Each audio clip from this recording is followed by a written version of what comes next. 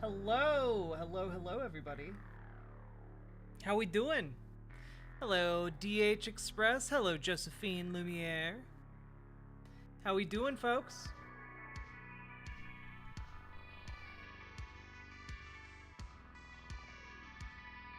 I know my hair looks goofy. That just be how it do. Hey, Jazz Dog, how you doing? Part of the early crowd here.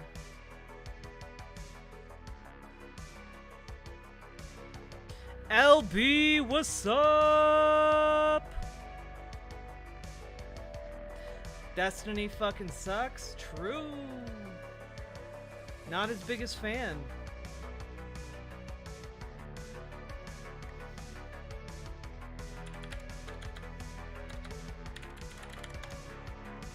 Hello, Holly Hoomst. How you doing?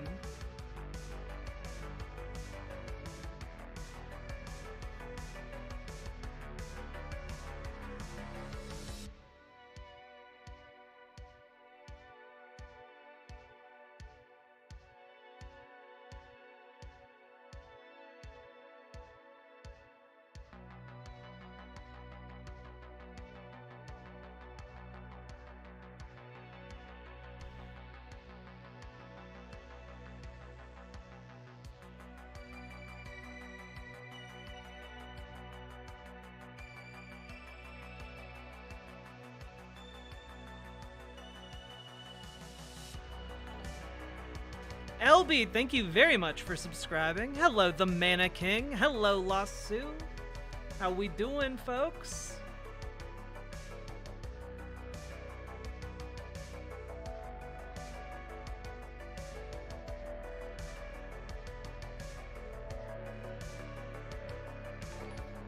Quasi-Spec, thank you very much for subscribing over on Twitch. Hell yeah, thank you so much.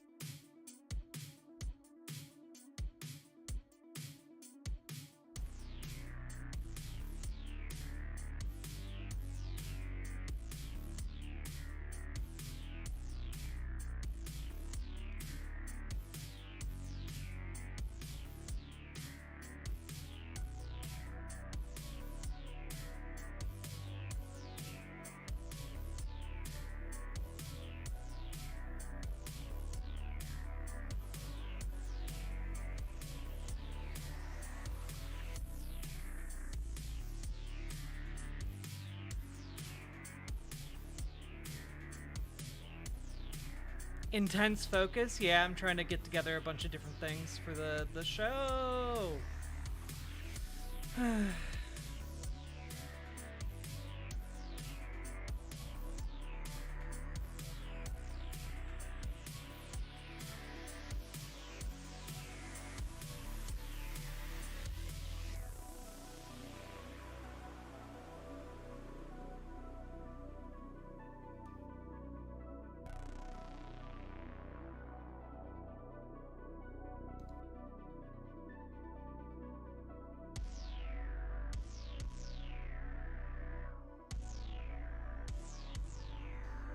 Okay.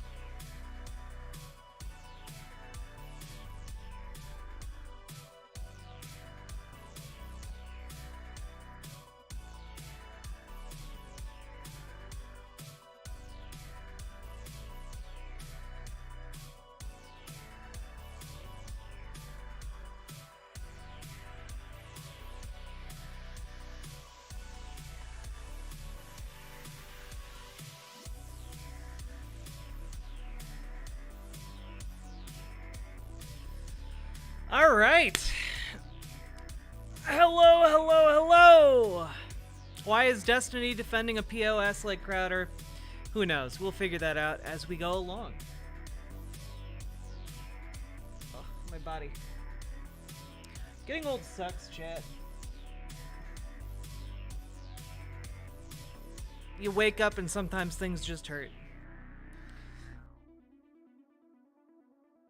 Which GOP billionaire was found with child pornography and not charged, as stated in the title?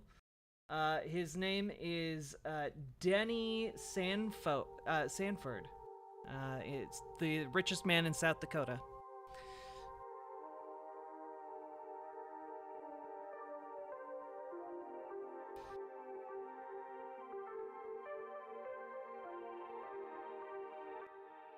What do I think about language revitalization? I think it's pretty cool and based. Not a personal priority of mine, but especially for existent indigenous people who may have lost their language, I think it's really important. I'm not terribly interested or not necessarily super invested in like reviving something like Old English or something. You know, like that's whatever. But for like people who've been on the receiving end of genocide and deliberate cultural genocide, has a lot of value.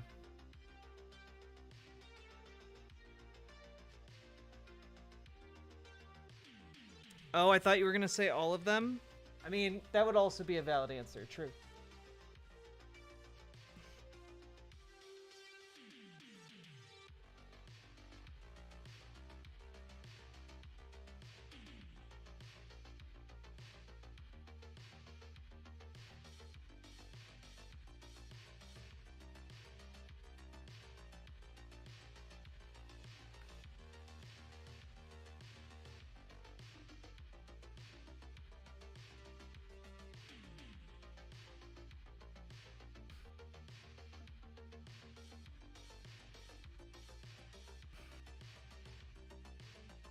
Okay. I also need to bring up the clip. Okay.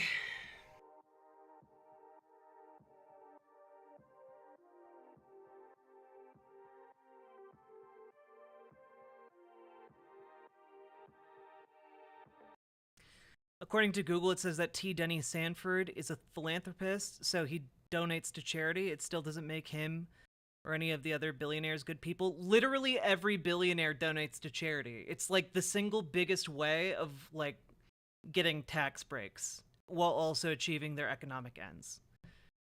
Also, I don't understand why you're doing this. Why you're bringing this up even before we've done the segment. Like, we haven't even done the segment yet, Ienzo. Like, yeah, philanthropy is the easiest way to get, like, good PR while also achieving your economic goals and also getting huge tax breaks. It's basically, like, the best thing that they can do with their money while also increasing their own personal wealth. You know, like, oh, surprise, billionaires are doing charity work! And it just so happens that that charity work furthers their own personal goals and causes and business ventures. It just seems weird to me that, like, oh yeah, GOP mega donor was caught with child pornography, and like the go-to like knee-jerk reaction is, well, he donates to charity. Like that's weird, my friend. That's weird. All right. Well, how we doing? Aside from strange intros to stream aside. Hello, hello, hello, everybody. Quasi Spec, Dithron, Lucy Juice, LB, TV Fathers, Mana King, Holly Hoomst, Jazz Dog, Shackley84. Hello, hello, hello. Vox and Sucks, hello. The volcano, hungies for billionaires.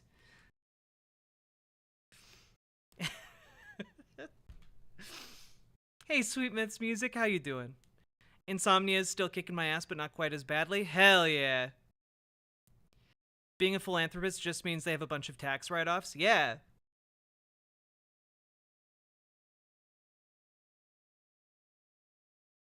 And you can also look into like his open secrets, and he's donated a lot to South Dakota politicians.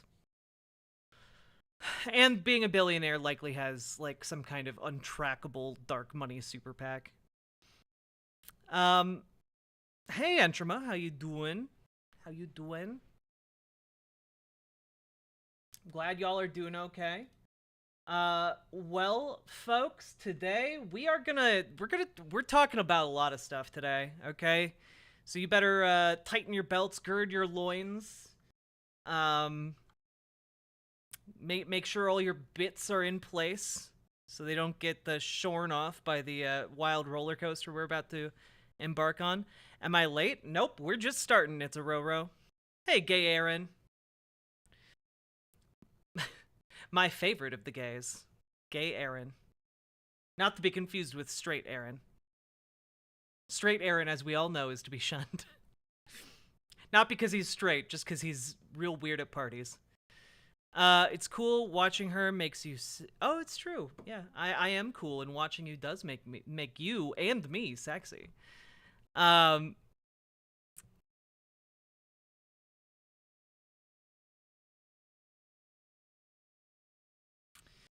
right. And yes, I know my hair is looking a bit weird. That's just because I washed it and it needs to like stay up for a bit.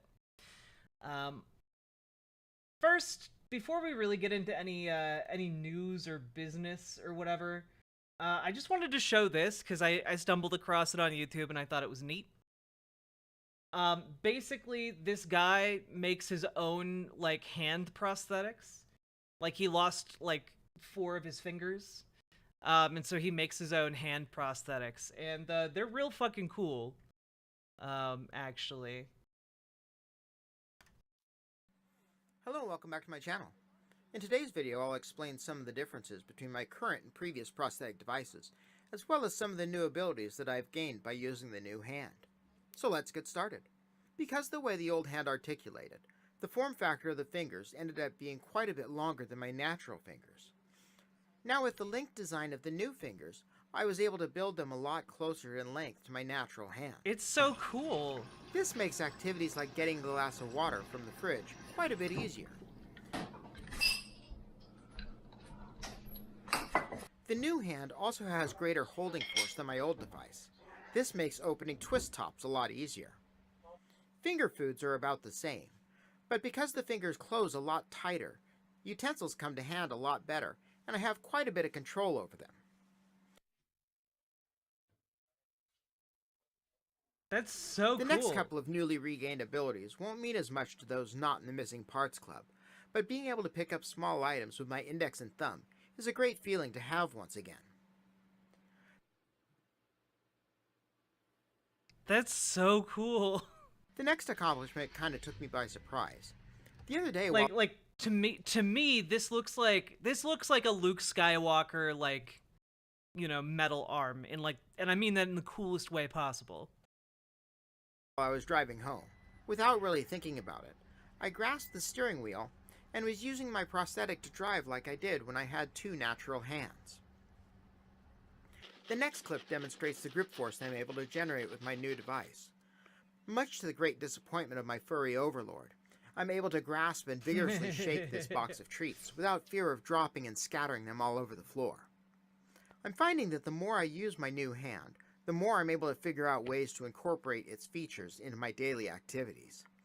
Let me know what you think in the comments section. Same Thanks for TV watching. fathers. I just thought that was real cool. I thought that was real neat. How does this work? I have no idea, but you know what? This guy probably posts it on his YouTube channel. So here's a link to his YouTube. There you go. There you go. Boom. That's for all y'all. I have no idea how he controls that. It looks like maybe it like reads input from like arm tendons. Like the tendons are probably still there. And like you're able to subconsciously move them in order to move the different finger articulations. Maybe. I don't know. Love to see tech actually being used for good. Yeah, I thought I'd open today's stream with like some positive news, you know? Here's another one that I think is really, really cool. Apparently they've like figured out how to make water filters that filter out like microplastics and like other forever chemicals that have typically been like circulating in our ecosystem ever since we like dumped them in our sewage, you know? Which is really neat. And for some scientists, the future of water is chemical free. And you might be shocked at just how many forever chemicals are in our tap water. But let's start by trying something different. Let's start with the good news first. Engineers at the University of British Columbia have developed a way to treat water that removes what are known as forever chemicals for good. And that would be huge news because regulators have been trying to crack down on those chemicals for years. The EPA talking about requiring utilities to take out toxic chemicals in everything from clothing to dental floss, even toilet paper. And at least 10 states already require some of that. Now, on to the bad news. According to one study, as many as 200 million Americans are exposed to PFAS in their tap water. And here to discuss all of this is Dr. Majid Mohseni. He is a chemical and biological engineering professor at UBC and developing this new technology. Professor, welcome. First off, let's just talk about what makes these chemicals so toxic and why are they so hard to get rid of? Thank you. Good evening. Yes, these chemicals known as PFAS or forever chemicals, which their chemical names is poly and perfluoroalkyl substances, they have within their structure carbon-chlorine bonds, which are man-made and the strongest silica bonds that we know in chemistry. So they are very hard to break down. They don't naturally degrade under normal conditions. So that's why when they are released in the environment or when they enter our body, they stay and even accumulate in our body. So that's what gives them this property that is just causing harm to the environment and also our health. And then you guys came into the picture and somehow figured out not only how to isolate these chemicals, but also how to destroy them as well, right? Yes. So there are some sort of technologies or some processes that even environmental protection agencies recommend with respect to removing them from water. The problem with those are twofold. One is that they may not be effective against all types of PFAS. Again, when we are talking about PFAS, we're talking about thousands of different chemicals. We are not talking about one compound or isolated group of compounds. So those available processes that are approved, they can only remove only few of those or certain groups of them. So the rest of them, we are going to be exposed. The second problem is that once those saturated, the media, absorbing media that we even use them in our households, for example, in our pitchers to treat the water, once they are saturated, they are considered as toxic waste because PFAS is accumulated on them. If we put them in a landfill or a garbage, they are going to come back in the environment as well. So with those two in mind, we've been developing some types of filtering materials or absorbing materials, we call them, that not only can capture a wider range of PFAS, a wider range of chemicals, but also we can actually take the PFAS that are captured out and form a concentrated solution, and then we destroy them and, as we call them, defluorinate them. We break those carbon fluorine bonds and really detoxify those chemicals. Dr. Mohseni, here's fingers crossed for scaling up soon. So yeah, like Dithron, you asked, like, couldn't you remove that stuff through distilling? And the answer is some of them, not all of them. Wait, is this good? Yeah, it's good.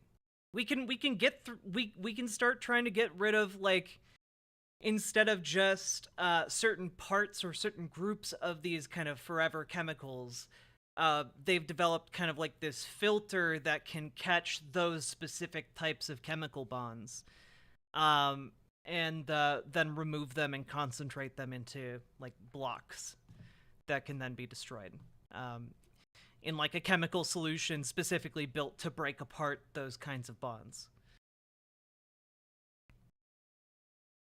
Yeah, no, like, if you put them out into the wild, like, even if you're, like, boiling and turning them into steam and all that, like, they just go right along with the water, you know? Make Lego bricks with the microplastics. Technically, microplastics are already a kind of Lego brick. You put enough of them together and you get that giant garbage patch out in the middle of the ocean. Yeah, I don't know. I just thought that was cool. Thought I'd, like, share those, you know? Share some uplifting stories.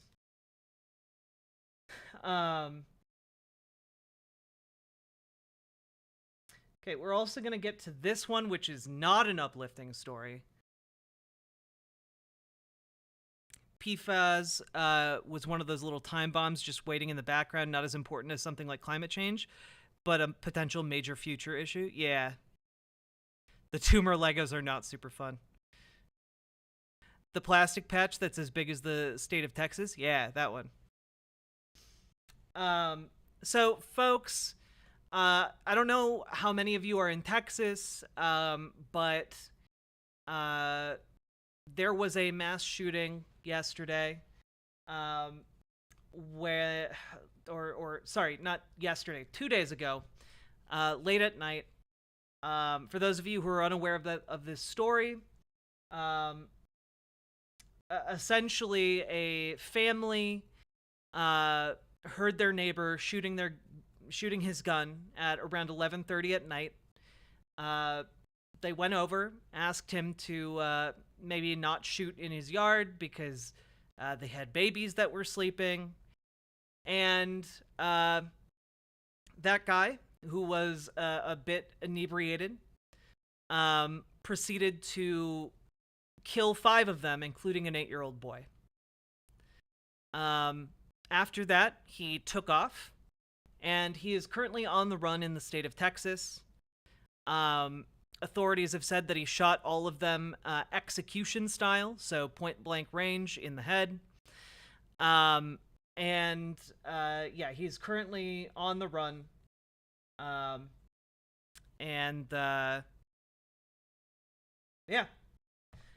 He just went through the home, shot people point-blank, dead. I believe up to 20 people may have been living in that home. Several of the adults were found dead, covering the bodies of, luckily, still alive children. So it's it's one of the more horrific mass shooting stories in a hot minute. And obviously they're all horrific, but just like he killed them for asking for them having the audacity to ask to ask him to keep it down for their sleeping babies.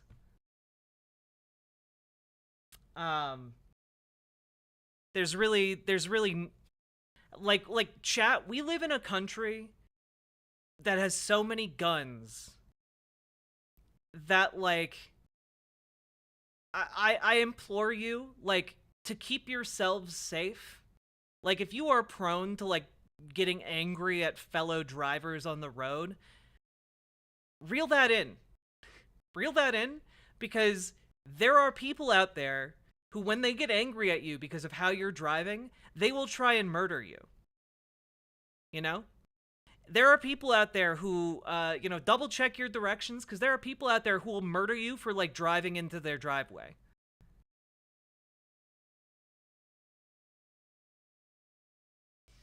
There are people out there who will just kill you for playing your music too loud.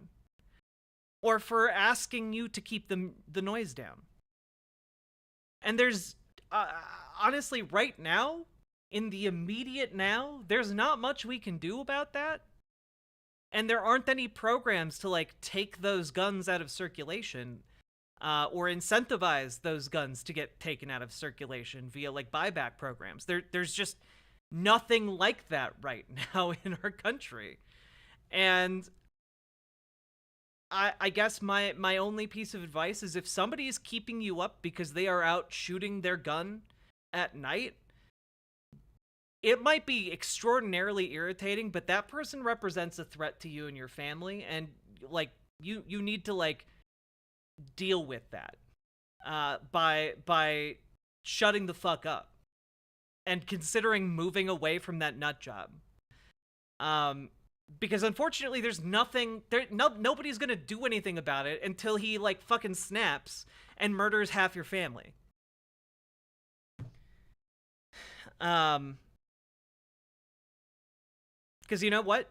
Like a couple days ago, that guy was probably considered a responsible gun owner. Okay?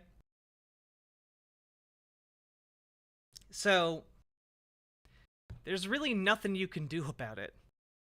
And I have no good advice for you except to be like, to treat like all strangers as cautiously as possible. Especially if you're going to make an ask of them. You know? So many stories recently of people just getting gunned down for no reason at all. No reason at all.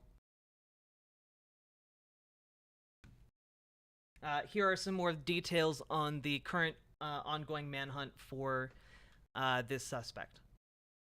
Overnight, police getting help from the FBI in the urgent manhunt for a suspect who authorities say killed 5 of his neighbors. He's now considered armed and dangerous. And police say it all started after the neighbors asked the suspect to stop shooting his gun in the yard because a baby was trying to sleep. But instead, the sheriff says the gunman went into their house and started shooting them.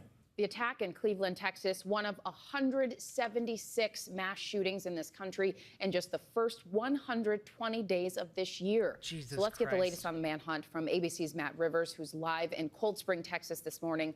Matt, good morning to you. Good morning. Well, this manhunt very much underway across this entire region. Multiple law 11:30 at night, agencies searching for a man that authorities say is a mass murderer. This morning, a massive manhunt in Texas. The FBI taking the lead in an all-out search to track down this man, Francisco Oropeza, believed to be armed and dangerous, accused of a brutal massacre just steps from his own home. We consider him armed and dangerous, and we're not going to stop until we actually arrest him and bring him into custody. But he is out there, and he's a threat to the community. Saturday afternoon, tactical teams finding the suspect's cell phone they were tracking abandoned. Oropeza is accused of gunning down 5 people, including an 8-year-old child, inside their... Nah, my rear end cops would give a shit about this, even if it was like, even if the perpetrator was white. Okay, let's not. We don't need to make up reasons to hate the police. Like we don't need to do that. Cleveland, Texas home, and what officials say may Hey, have Ally been and over HD. a neighbor dispute. Yesterday I heard some shootings, but I thought it was like normal, like always. Never thought this was. What the fuck? Yeah, we heard some shooting at 11 o'clock at night, but we thought it was normal, like always.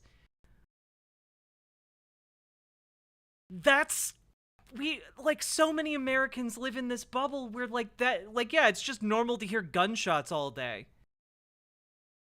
The fuck, man? The fuck?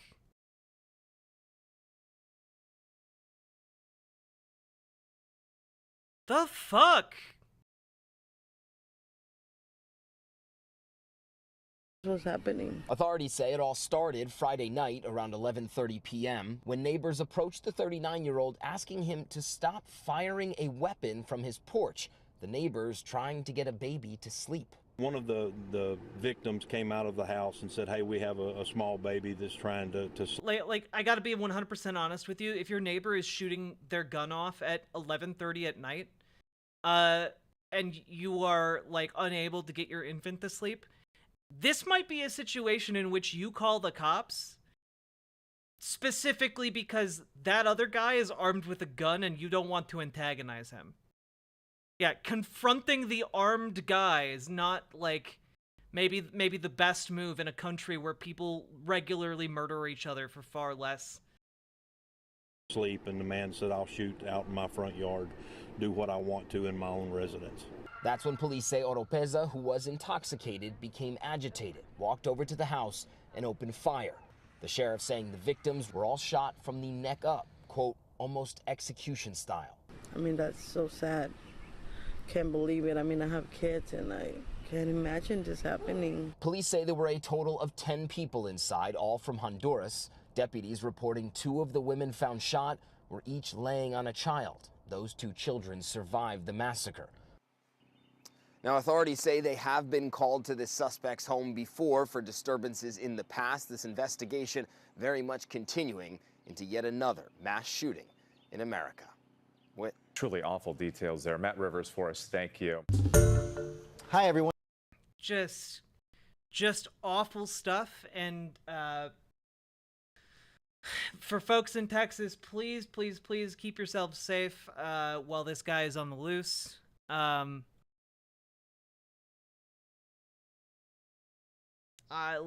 don't know. Man, another awful day in America. Literally every 2 days there are 3 mass shootings in America.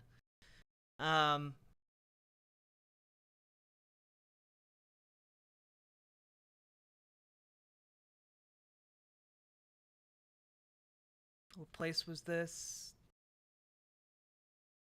Yeah, if you're in San Jacinto or Jacinto County, please be careful in Texas. There is a mass murder on the loose, so keep an eye out and trust your gut, okay?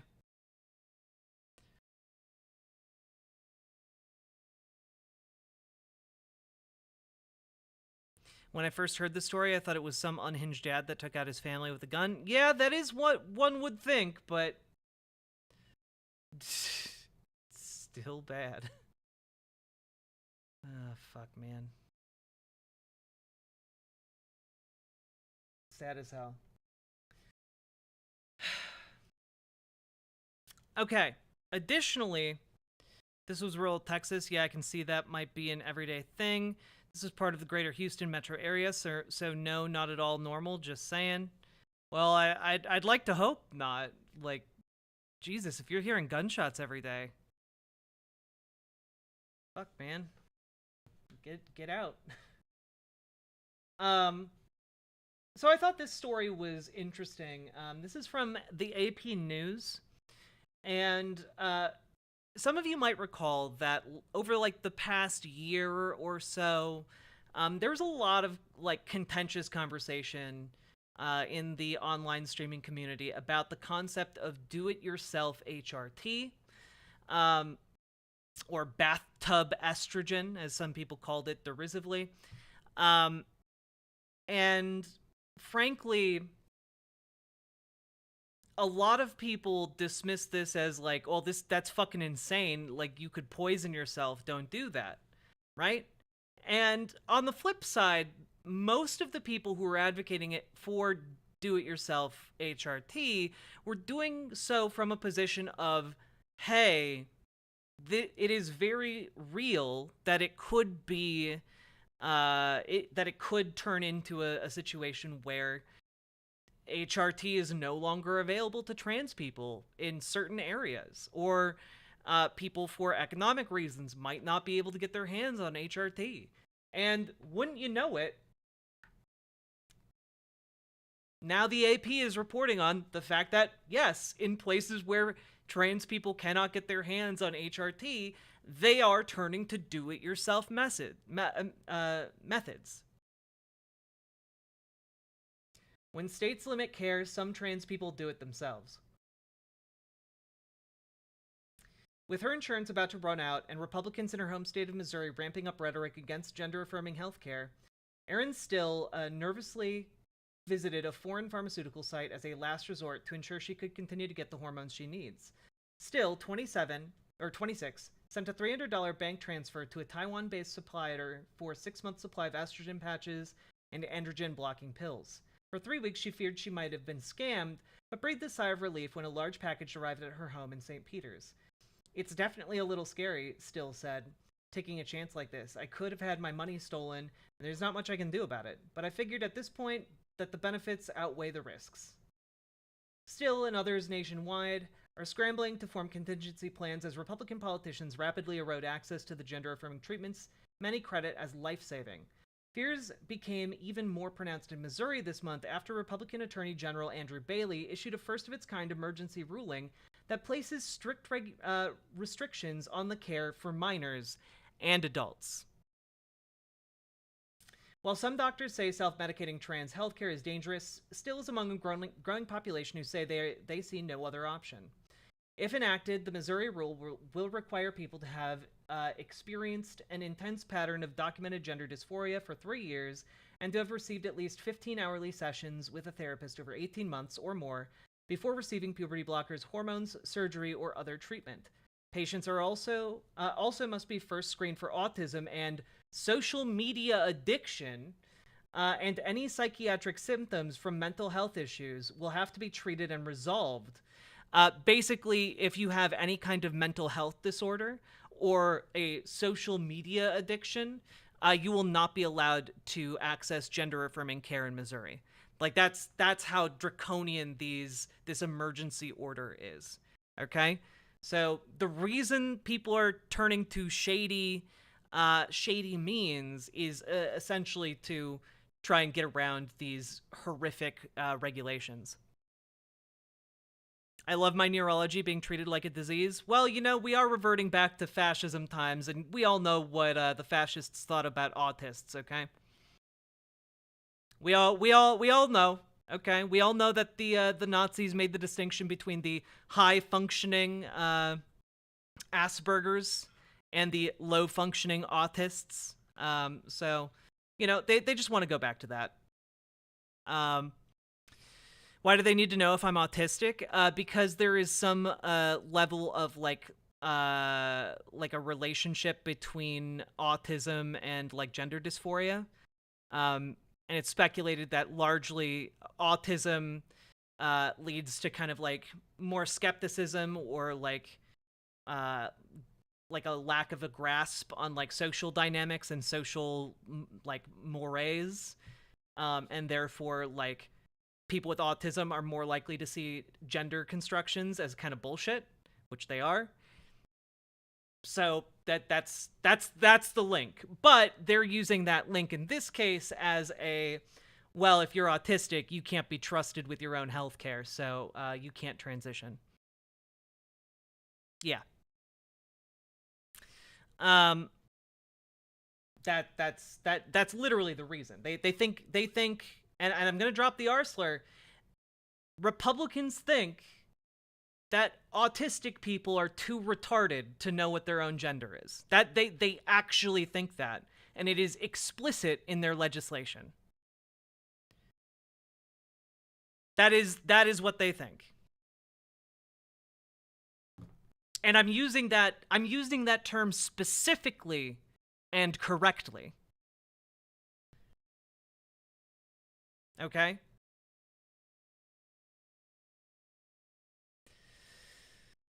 They're afraid liberals will treat religion like a mental illness and require a doctor's opinion. I don't know about that. Yeah, gender-affirming treatment providers in Missouri are already planning to cut back on care. Vivint Health interim president and CEO Brandon Hill said doctors are worried about meeting documentation requirements for new patients. So clinics in St. Louis and Kansas City will only provide gender-affirming healthcare to current patients. Vivint Health provides HIV-focused and LGBTQ+ friendly healthcare in St. Louis, Kansas City, and many other states. Do-it-yourself hormone replacement therapy has become an increasingly common way for trans residents of restrictive states to avoid involuntarily stopping hormone treatment. Trans people like Still have been discreetly circulating a comprehensive guide and a digital master list of hormone suppliers, some more reliable than others, through social media. Which, hey, damn, that's kind of like what people were talking about last year. And they were being laughed off as, like, lunatic fringe lords. And now guess what? Now it has to be used, and it's become an invaluable resource because, hey, the system has fucked over trans people yet again in these states where it's becoming illegal, and they have no other recourse. Their other recourse is to fucking move. And guess what? Moving's really expensive. Uprooting your entire life is really expensive. And wouldn't you know it, trans people tend to be the poorest parts of our society.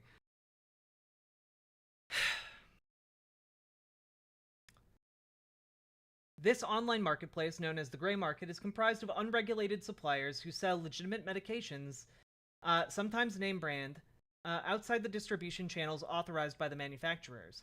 Some trans people in GOP-controlled states that have not yet enacted bans are buying from these suppliers to build an emergency stockpile. But self-administering hormones without adequate supervision can be extraordinarily dangerous, especially for those taking testosterone, said Dr. Robert Lash, Chief Medical Officer at the Endocrine Society, which represents specialists who treat hormone conditions. And this is true, by the way.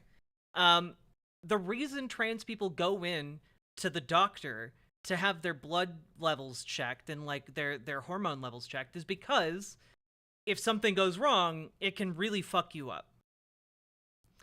But in lieu of having any other option, people are opting to just not go in, take these relatively unregulated substances that they're getting from overseas, and hope for the best.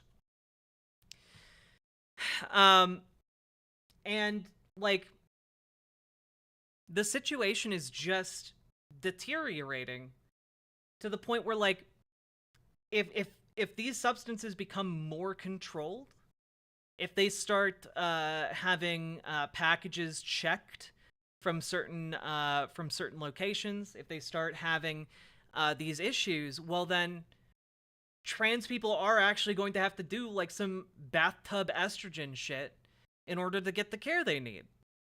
And that's not a their decision-making being flawed situation. That's the system has fucked them over and they have no other valid option other than detransitioning or taking that risk. And most trans people are going to take that risk rather than detransition. You know, we've had a taste of freedom and we will not go back into the closet for the convenience of people who fucking hate us and want us dead.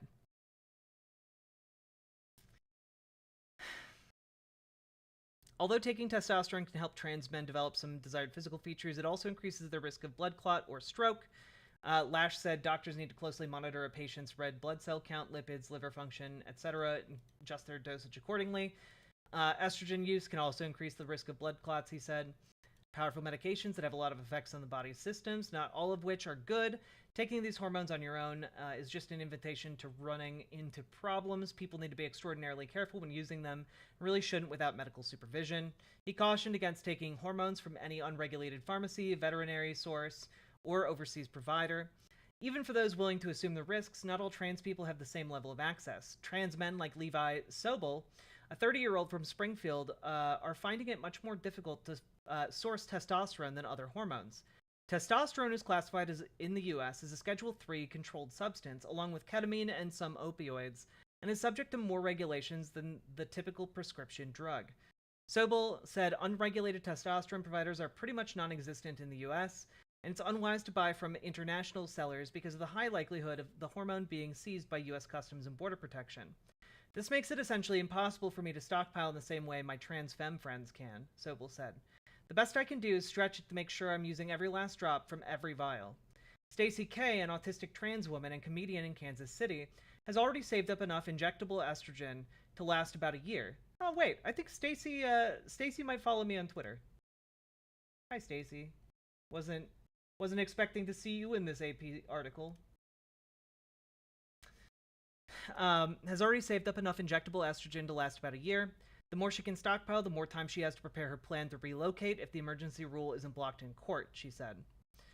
Which, yeah, ultimately, like, stockpiles run out, chat. And, like, and ultimately a lot of these gray pharmacies, like, they shift around, the quality changes, you know, like, there's a lot of different problems with relying on a gray market. And, these stockpiles are just that. Stockpiles to kind of try and get through a coming rough patch. A time of instability, right? But those don't last forever. The medication expires. And who knows once the regulations come down whether you'll actually be able to get these medications in those states. So there are so many different problems here, and there's not really a good solution in sight aside from defeating these absolute ghouls electorally. And, by the way, we are going to be trying to do that. We'll be announcing an initiative with Progressive Victory next week. And we'll be doing something as a community, okay, to try and prevent this from getting worse and or, you know, help people who are struggling. So in case you're thinking we're going to be sitting on our laurels after the Wisconsin Supreme Court race, no, we're not. We're going to be doing stuff throughout the year and into 2024 as we gear up for the election season. So stay tuned on that. Are conservatives going to start treating hormones shipped through the mail like they do drugs shipped through the cartels? What? They already they do?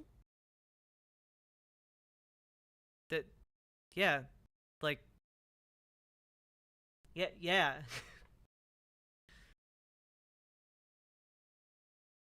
I mean, there are other means of defeating them, but those are beyond the scope of this fine website. Yeah, and I'm not particularly interested in running a sketchy militia. Yeah, people pester Mr. Beast to pay for trans people relocation. Okay, that would actually be one of the coolest fucking things. I'm not a huge Mr. Beast fan. I think some of the things he does are like good or whatever, but like kind of like he's awkward and weird, and I'm not a huge fan.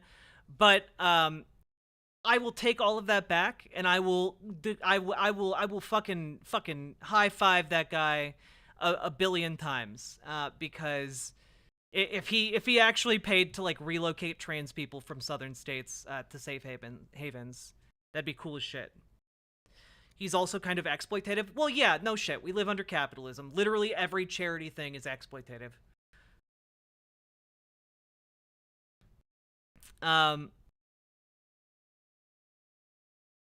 Who said anything about a sketchy militia? Not me. Couldn't have been me. It's just a semi-large group of angry trans people who will aggressively protect other trans people and those in need. Nothing sketchy about it.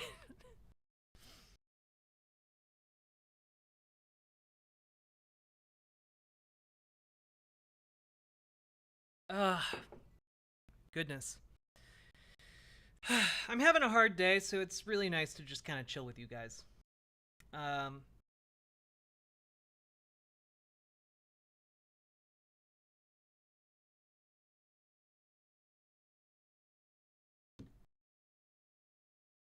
There are certain amendments that grant certain freedoms. Yeah. Okay. Now, folks, to kind of like piggyback off of that story, I don't know how to. I don't necessarily think that. How do I phrase this? Actually, the evangelical right is not a group of people that can be reasoned with. Okay, far right evangelicals are detached from reality, and you cannot reach them. The only avenue one can reach them through is like arguing like biblical text. And frankly, as somebody who has done that, it is a very ineffective and inefficient method of actually reaching people who are that far gone. Okay, and one of the things that I've noticed here is that people in conservative circles are getting more and more in these conservative evangelical circles are getting more and more like fucked in the head. I mean, specifically, one second.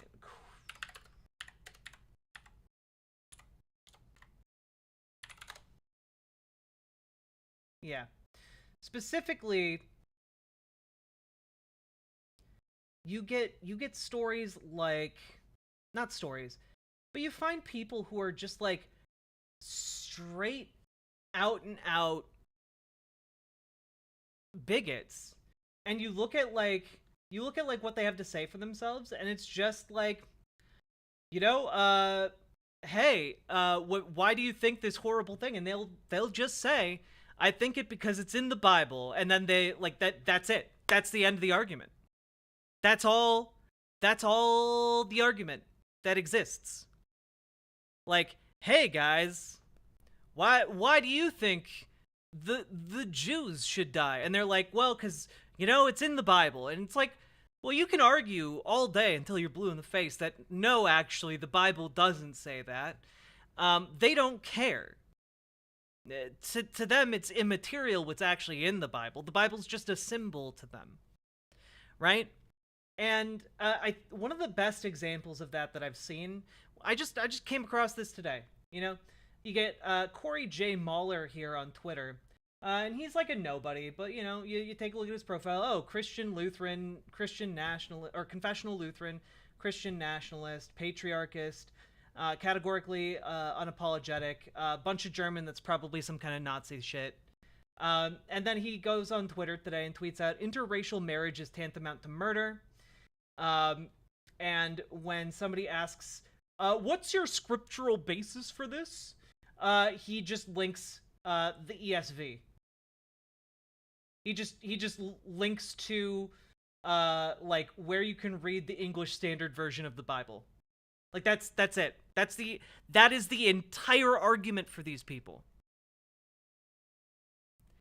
That is the entire argument. The entire argument is just the Bible exists. So of course interracial marriage is murder.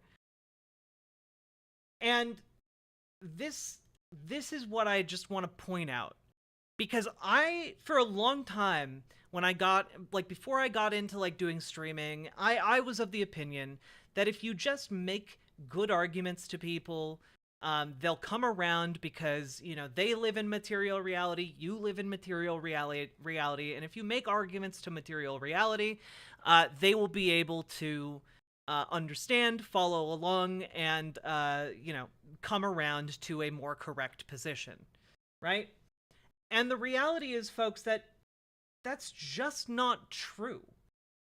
Because there is a certain group of people out there who are not, they do not believe in material reality at the end of the day. it's not even that they don't live in reality, but their version of reality, their conception of reality is that everything that they know and interact with is conjured by God. You know, it's kind of like a brain in a jar type situation, except the jar is just God, right? And so there's no way to reach that other brain in the jar when they don't actually fundamentally believe that the other people that they're interacting with on a day-to-day basis are human beings. They don't. Okay? These Christian nationalist types are so far gone that they do not believe that trans people themselves or people who believe trans people and trans kids should have health care. They do not believe that you are actual human beings. They instead believe that you are demons. And not just like, oh, some demons in like some vague sense. No, they believe you are actual demons. That you are actually figments of Satan itself, and you are sent to tempt them because they, of course, are the main character of their shonen anime life.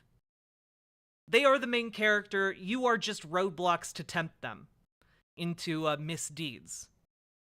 And I say that after having seen this, which is from the Ohio open comments on the SAFE Act, which stands for Saving Adolescents from Experimentation Act, which is essentially Ohio's bill to ban trans healthcare. Okay? And this happened. This exchange. So it was fast, but did you just call our Hindu, Muslim, and Jewish members demons? I heard you say if they did not have Jesus Christ in their heart. If you don't have the Holy Spirit inside you, there's a phrase you can't say, Jesus Christ is come in the flesh. And if you are open to those other gods based on that faith, you're allowing other gods, non-Yod-He, Vav-He gods, to possess your physical form. Follow up. So that would be So, like, she's like, did you just call, like, the Jewish people here and, like, the Hindu and the Muslim people, did you just call them demons? And his response is like, yeah, if you don't believe in Jesus Christ, our Lord and Savior, that opens you up to demonic possession. So, yeah, I mean, probably. Yeah, they're probably demons. And it's just like, how do you argue with that?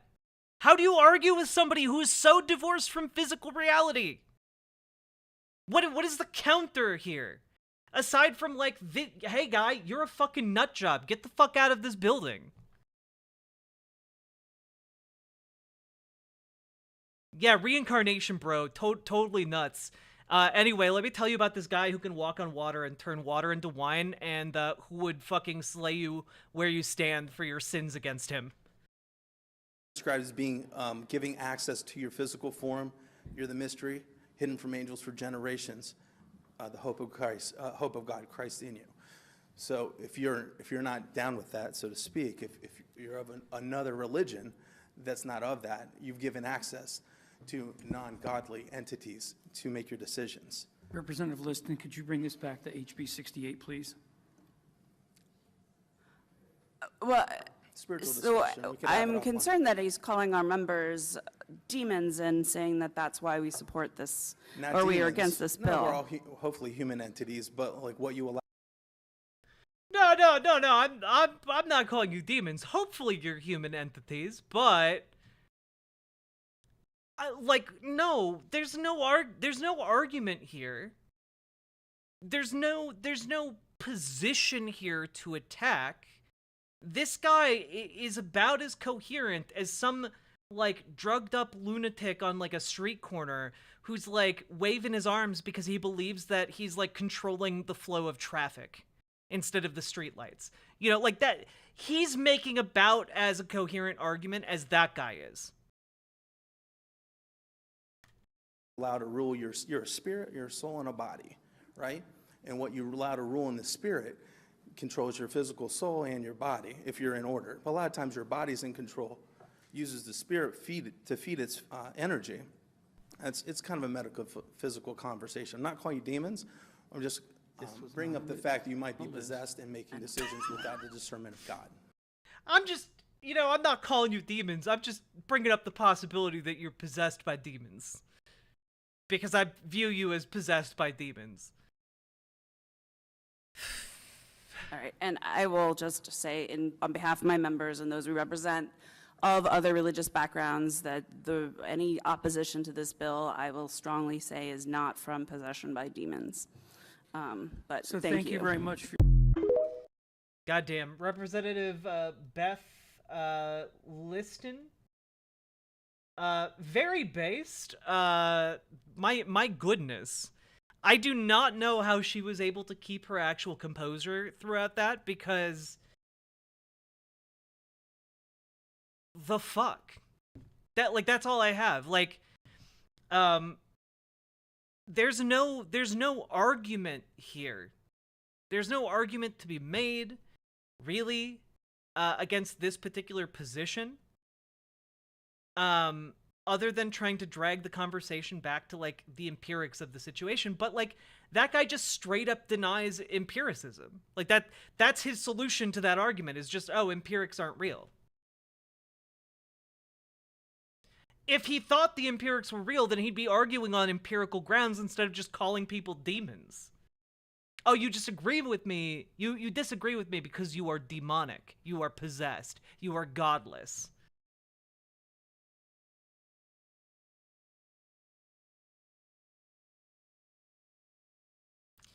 It's not even because it's so outlandish that you can't do anything besides what? It's that there's no basis for an argument there when you can have all of your facts and all of your logic, but that guy's just like, I don't need facts or logic. I got the power of God. That there's no rejoinder to that. You can try and argue it on biblical grounds, but they also don't give a fuck about biblical grounds, okay? I guarantee you that motherfucker has shellfish. I guarantee you the suit he's wearing has mixed fabrics. They don't actually care about the content. They care about their ideological position. They don't even believe in magic. It's a ro-ro.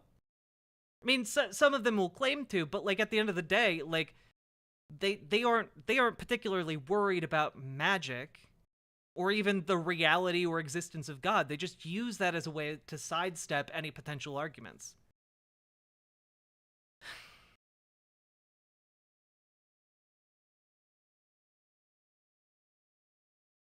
Isn't there something talking about the separation of church and state? Where does that come into play?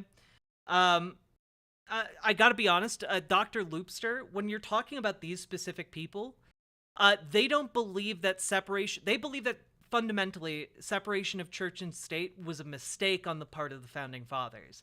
That the Founding Fathers were actually all good Christian men, and that, in the reality, separation of church and state is a misreading or a misunderstanding that they seek to correct by bridging the gap between church and state. They will literally call themselves Christian nationalists because their goal is to fuse church and state in the case of America, and then from there the world.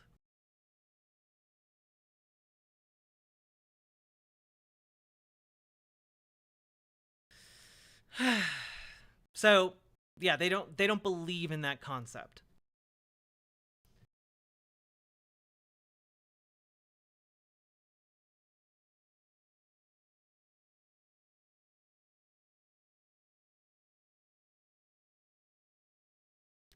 The good news is that people like this are currently, that despite all of the power, despite all of the bills that are being thrown at trans people right now, wait, just because they don't believe it, why do they not have to abide by laws? Because they ignore the laws and then they put judges in place who will back up the ignoring of those laws. Like that's kind of how they've been operating for a while now.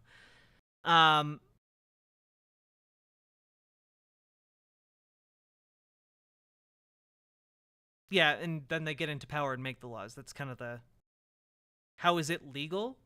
The point is they make it legal by getting into office and then passing laws to make it legal to fuse things like this, right? Like that law the other day, the 10 Commandments law. Did you guys hear about this?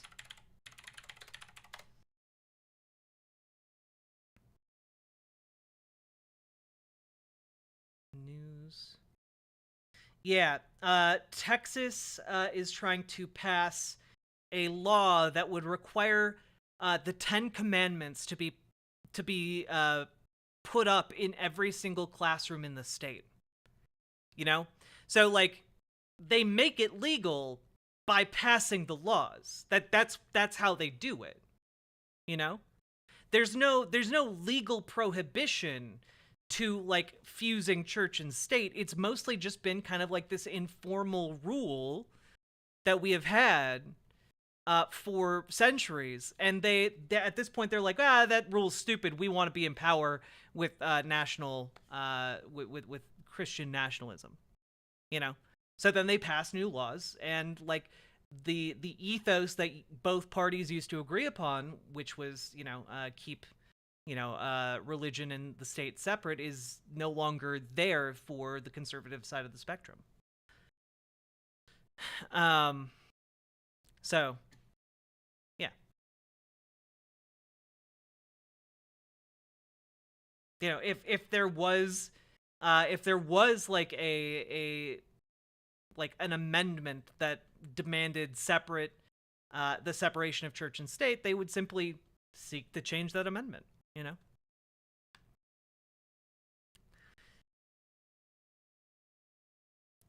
Let's see. Scrotus broke separation of church and state recently. I think it was in education.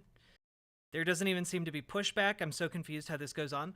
Well, there is pushback. The issue is that conservatives have a stranglehold on the southern states as a result of the last 50 years of Republican strategy, which has been formerly known as the Southern Strategy, you know?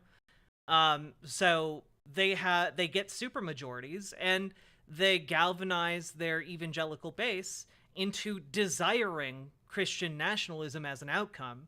And then, lo and behold, as the popularity of the Republican Party shrinks, the Republican Party radicalizes in order to galvanize enough of its supporters to win.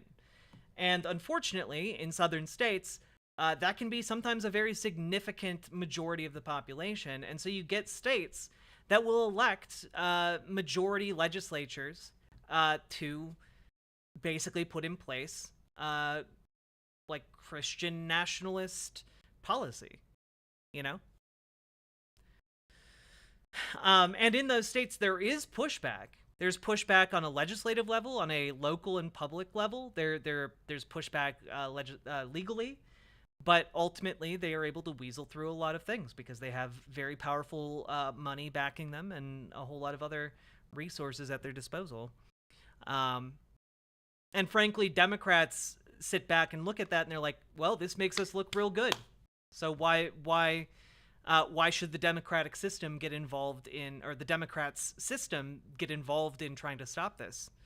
Because their idea is that eventually Republicanism will become, or Republicans will become too radical for the average public, and Democrats just have to sit back and watch that happen.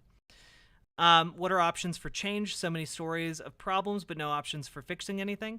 Well, the options for change, unfortunately, are relatively simple and hard at the same time. And the options for change are getting out there and organizing to make it different. It's simple to say, but very difficult to do because it takes not just individual action, but wide-scale individual action. You know, like it takes people rolling up their sleeves and going door to door to canvass for candidates that they believe in. It takes people donating their evenings to phone bank. It takes people donating money in some cases. It takes people like doing the daily work of actually trying to change, and also keeping in mind that no one election is going to be the silver bullet that fixes everything. And so often we like to frame elections as like, well, if we just do this election, it will fix everything. And that's just not the reality of politics. So the options for change are getting involved with political organizations like Progressive Victory, which I have done, my community has done by and large, and I would encourage other people to do that as well. Next week, we will be talking with a representative from Progressive Victory on how we can oppose the anti-trans bills that are going around the country. And my suggestion is to jump into an organization like that, and let it radicalize you. Let that become kind of the crucible of your own self-improvement, and then by joining into those movements, you can radicalize others for movements you care about as well. On a grand scale, it would take an absurd amount of collective action versus the upper class throwing a wad of money at it in 1% of the time. Well, but here's the thing: the upper class needs a whole lot more money than they can actually leverage, right? Let me put it this way: how easy is it to break a thing, right? How easy, let's say you're building Legos, okay? Which takes longer and more effort? Does it take longer and more effort to build something or to break something?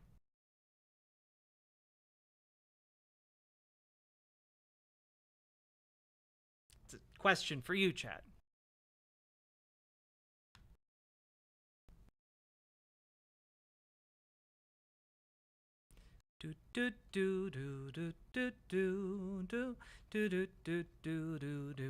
Yes, and you know what else? It takes a lot of money to build something. And the conservative movement is not built on people power. It is built on monetary power. And the point I'm trying to make is that it takes like the GOP millions of dollars to get like a decent ground game going in a given area. It doesn't take the left millions of dollars to do that. It just takes dedicated people volunteering their time. You know, for 25 volunteers that are capable of changing local and state elections. Like, again, and I know this because we've done it, a group of 25 dedicated volunteers can reach thousands upon thousands upon thousands of voters, okay? And to reach that many volunteers, the GOP has to spend, like, millions.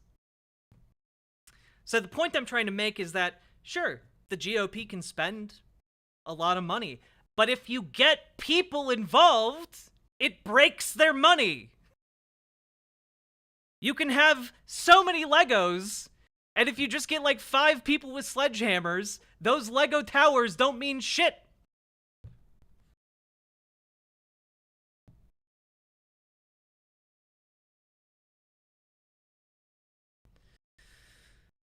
I think the scale is just skewed against people, or at least it feels that way. Well, it feels that way because we're each individuals, right? It feels that way because we're individuals, but the solution to that is overcoming the sense of hopelessness that the GOP pays to instill in us. You know? The conservative movement literally pays money to lull people into apathy. Because by lulling people into apathy, that is a better return on investment for them. So you have to take the first step, which is realizing your own political power. You know? Realizing our political power. Realizing that you as an individual going out and canvassing on a campaign for, I don't know, a week, 2 weeks, dedicatedly, you as an individual can reach hundreds of people. Every time you reach one person's residence, that person is more likely to vote. And that person is more likely to vote for your left-leaning candidate. And not only is that person more likely to vote for your left-leaning candidate, everyone in that household is also statistically more likely to vote for your left-leaning candidate. When you call people for phone banking, makes them more likely to vote. And by getting that turnout, we literally have made elections. John Fetterman was one of those. Like, we helped make that happen. And the thing is, like, it's so much easier to kind of fall to the forces of apathy. But the reality is we all have so much more power as individuals, even within our political system, than anyone currently involved in politics wants us to realize. Individually, we have more power than they want us to realize, and collectively, that power gets out of control. That power is just insurmountable. People power will always beat money power when it comes to elections. Because people vote, money doesn't. Now, money can try and get you more votes, but it's better to have people.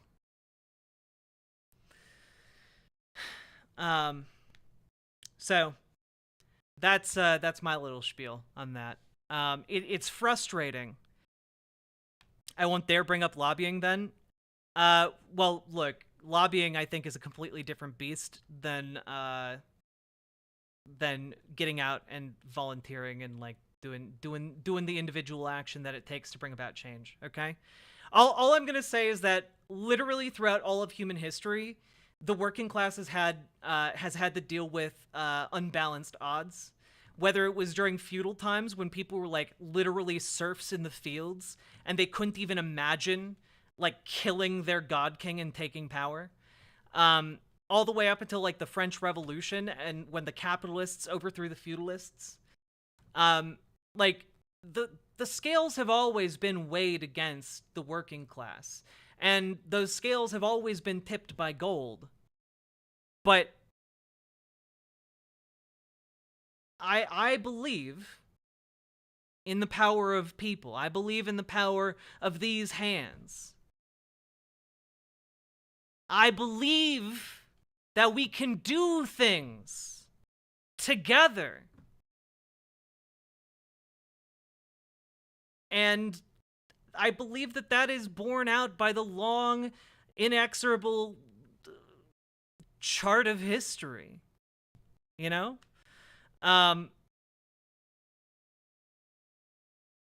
Do you believe in the power of occasionally throwing those hands? Yeah, I do. You know? The success of the civil rights movement in part relied upon the darker side of that movement, the anger unleashed during the race riots, the implicit threat of burning property. You know, on top of the good trouble of civil disobedience, there was also bad trouble. And I think that that also plays a role in success, but I'm here to advocate for the good kind, obviously. Transphobes can catch these hands. Transphobes can catch these hands. Billionaires can catch these hands. Racists can catch these hands. And neo-Nazis can catch these hands. And on that note, chat, I'm about to play a clip for you guys. And let me just say, trigger warning, there are going to be racial slurs, particularly N-bombs being dropped by this, in this video. And there are also going to be some F-slurs. Because a neo-Nazi, you see, was walking through whatever place this is, and happened upon a white guy wearing a Wu-Tang shirt, and decided that he was going to call him a race traitor for wearing a Wu-Tang shirt. And well, I think it's basically like 4 minutes of neo-Nazi trying to act and look real tough and failing. you know, just your average American hero, stepping up and showing, frankly, some of the best of America, okay? So here is our hero, okay? Mr. Wu-Tang is his name. And a neo-Nazi walked into his store and started shit. And this guy, he gonna end that shit. You got something you want to say? You're a fucking traitor. Because I love my race? Yeah. You want to assault me? You're a fucking You look like traitor. a real intelligent You're guy. a fucking you traitor. know what you need? You need some You're more a fucking face Nazi, tattoos. motherfucker. Yeah, I am. Yeah. I love my race. I hate Yeah, niggers. you're a fucking Go Nazi. get some more face tattoos. Go Look how trashy you look. You white trash motherfucker. Look at you. Back off. Yeah. You want to get charged? I'm gonna refresh this. You got something you want to say? You're a fucking traitor. Because I love my race? Yeah. You want to assault me? You're a You fucking look like traitor. a real intelligent You're guy. a fucking You traitor. know what you need? You know what? You need some You're more a fucking face Nazi, tattoos. motherfucker. Yeah, I am. Yeah. We're gonna put it in the small here. I love my race. I hate Yeah, niggers. you're a fucking Go Nazi. get some more face tattoos. Go Look how trashy you look. You white trash motherfucker. Look at you. Back off. Yeah. You want to get charges? I ain't trying to Oh, come on, why? fight no white trash faggot. Come on, you fucking Nazi motherfucker. I got nothing. I don't want to touch you. Okay, we know where you work. We know where you get your hair cut. Yeah. I'm not trying to touch you. Get away from me. Yeah. Get away from me. Like, look at this guy. He's like squaring up. He's squaring up, and the entire time, this neo-Nazi son of a bitch, okay, is just retreating away from this guy. He's fucking scared little punk ass Nazi bitch. Okay? The Nazi is such a coward. Oh, every Nazi is a coward, chat. They like just listen to him talk. Like, he thought he could just like walk in there and say the N-word and be like tee hee hee hee and like walk out as content for his viewers. And don't think that's he got exactly what he bargained for on that one. Me, I'll defend myself. Yeah. You fat old piece of You're shit. wearing a black man's shoes, you No. fucking Yeah. hypocrite motherfucker. Fucker. Yeah. You're a fucking Yeah. hypocrite. Yeah, this is mine now. This is mine now. Hooter. Yeah. I hope that helps your Yeah. life, you fucking Yeah. Nazi motherfucker. You done? You done? You done? I ain't did nothing to you. You're you a done? fucking Are Nazi. you done, you white trash motherfucker? I'm honestly baffled as to Okay, so you're gonna have to I'm baffled as to why this player is so fucking awful. How do people use Reddit? Like, just unironically. charges now. You just assaulted me. I Nope. told you to leave me alone. Yeah. Get the fuck away from me. Yeah, come on. You are motherfucker. Dude, Video Maker isn't even a Nazi. Motherfucker, he literally throws the Nazi salute in this video while talking about how much of a Nazi he is. Nah.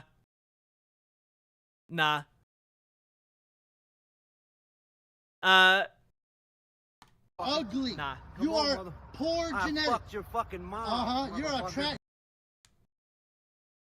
You're a I classy, fucked your Nazi classy fucking guy, mom. right? You hang out with a lot of blacks, don't you? I fucked Your your black Nazi- friends. Yeah, you know, the tension in his voice. Yeah, he's definitely just doing a bit, Nitsu. Definitely.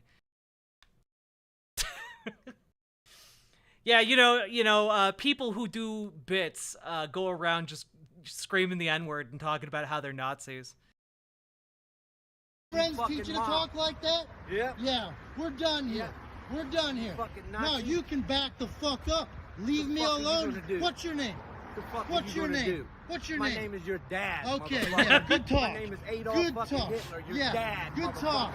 Good talk. Look at this white trash motherfucker.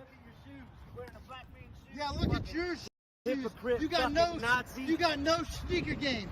You got the fucking Payless. You got the fucking It's called Payless. Air Max, you fucking Yeah, you got the bitch. fucking It's called Air fag Max, you colors. hypocrite You got the fucking fag Nazi. colors. Yep. You don't know nothing about Yep, sneakers. your dad's a fag. Yeah, Go get some more. Go get some more face tattoos. The only problem I have with this man, with Mr. Wu-Tang, is that he starts dropping the F-bomb as well, and you know that's just no good. But you know, also not uncommon in you know whatever corner of America this is. Yeah. Real cool, dude. I got him Wu-Tang. Wu-Tang. Yeah. Okay. Okay. Yeah. Get the fuck out of here. Get the fuck out of here. Yeah. So, you'll notice the Nazi then assaults this guy. Yeah, I'll fuck you up, man. I'll fuck you up. You want some? You want some? I'll fuck you up. And you will notice that, Mr. Wu-Tang draws a knife, cause he ready to throw down, baby. Fucking bitch! You stay the fuck away from me with that. Not only does he draw a knife, he takes the high ground. This motherfucker, he been in scraps before, okay? He taken the higher ground, Anakin. And you know what? He might not look fit, but guess what? This guy jumps on you with a knife from the high ground. You done, son.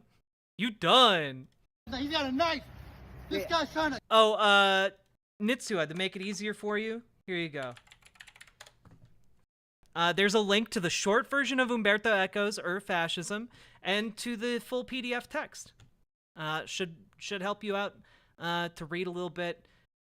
There's the short 14 points of fascism, and then there's the 26-page short essay. There you go.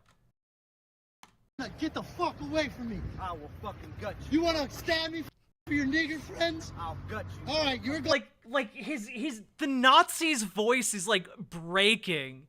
Like this guy just like has chased him now, has like just moved towards him for an entire block. And now the Nazi's voice is just shaking, quivering at the raw, unbridled might of a true American. Okay? I'm going to the police. Go ahead. Yeah, we got a problem Go here. ahead. Pulling knives out on people. I told you to get the fuck away from me. You're going to jail, buddy. You're going. Also, yeah, no, he's totally within his rights to have pulled a knife after that guy assaulted him and pushed him into the street. Going to jail. Bring him back to my shop. All right, you're going to jail, buddy. You started something you shouldn't have done. You started something you shouldn't have done. Fucking pussy. Gotta pull a knife. Look at this guy. Pulled a... Look, he tries to run up. Nah, dog. I got the high ground again. Oh, he's such a pussy. He pulled the knife. Yeah, motherfucker. Because he's not gonna go fisticuffs with you. He's gonna fucking murder you. And honestly, the world would probably be better for it. Pulled a knife on me. He's going to jail. Going to jail. Yeah, you're going to jail, buddy, for your nigger friends. Guy pulled a knife on me. What a coward. What a coward. Oh, no, police are gonna... What's your name? What's your name? Yeah, police are gonna see you, buddy. What's your name? Your dad. We don't put up with that shit. You're a pussy. You're a pussy-ass bitch. You're a pussy. You're a pussy. You're a pussy-ass bitch, he screams from 10 blocks away. With your knife. This guy tried to pull a knife on me because I threw a fucking Hail Hitler. Tries to pull a fucking knife on me. Tries to intimidate me, dude. You see him run like a bitch? He tries to intimidate me? I'm not intimidated. Yeah, I'm walking away from him. I ran like 3 blocks. But you know, I'm not intimidated. He's the intimidated one. Yeah, I'm a big brave Nazi boy. I'm a big brave Nazi boy. Fucking piece of shit. Fucking pussy. I'm going to the police on that one. Pulled a knife on me. Yo, bro, the police gonna look at that footage and be like, you literally pushed him first. You literally tried to push him into traffic. Like, we're not gonna press charges. Or can't get the fuck out of here, you Nazi piece of shit. To be honest, some of the police are Nazis too. True, but I mean, like, if this course ever, if this ever went in front of like a court, the judge would just immediately throw this out. You know, like nah. What are you trying to do? What are you trying to do? Here, I'll fix the link for the fascism command. Boo boo boo. There we go. There you go. Now you don't have the PDF anymore. There you go.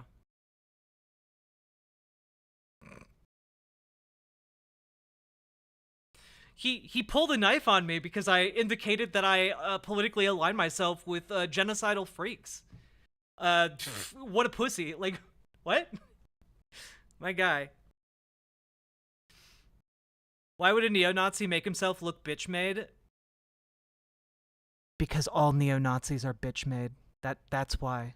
Because literally all of them cannot help it.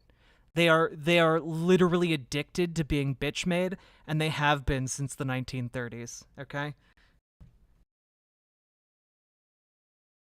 Yeah, they can't they know no other way of being.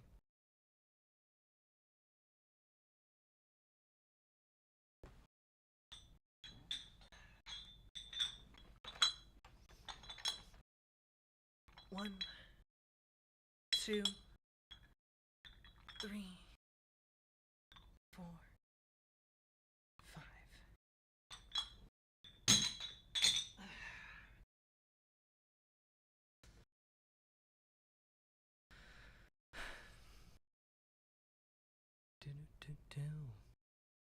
Anyway, I thought you all would enjoy that.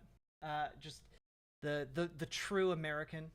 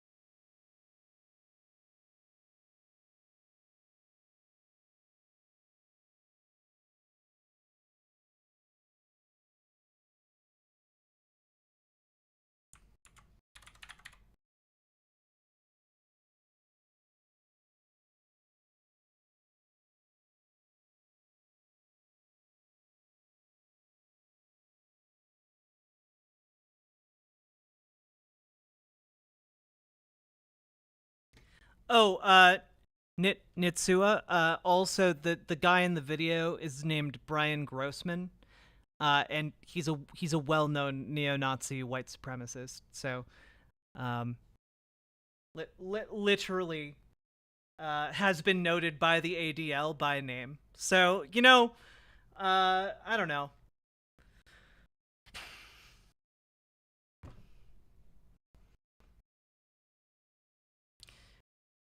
Like, who walks up to a drunk white trash dude to talk shit? What the fuck? Have you met Nazis, my friend?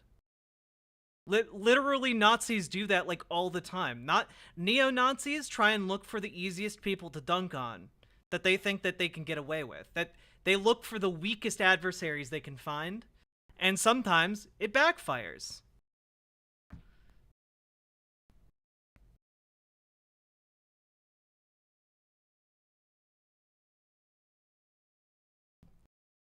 Sorry, sometimes you pick on like a big pot-bellied white guy, and that white guy follows you out of the store and walks you down the street with a knife. Okay, like sometimes neo-Nazis misjudge their opponents, and by sometimes I mean all the time.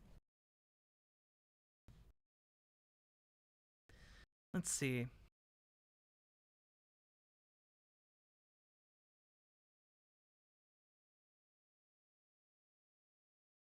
Yeah, so, you know, they really love fucking around. They don't really love the finding out bit.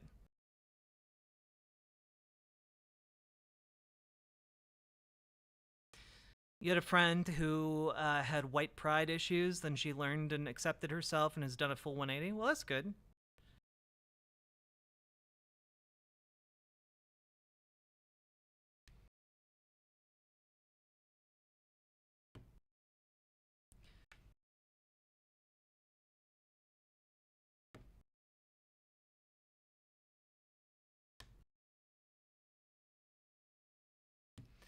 Do do do do do do do do do.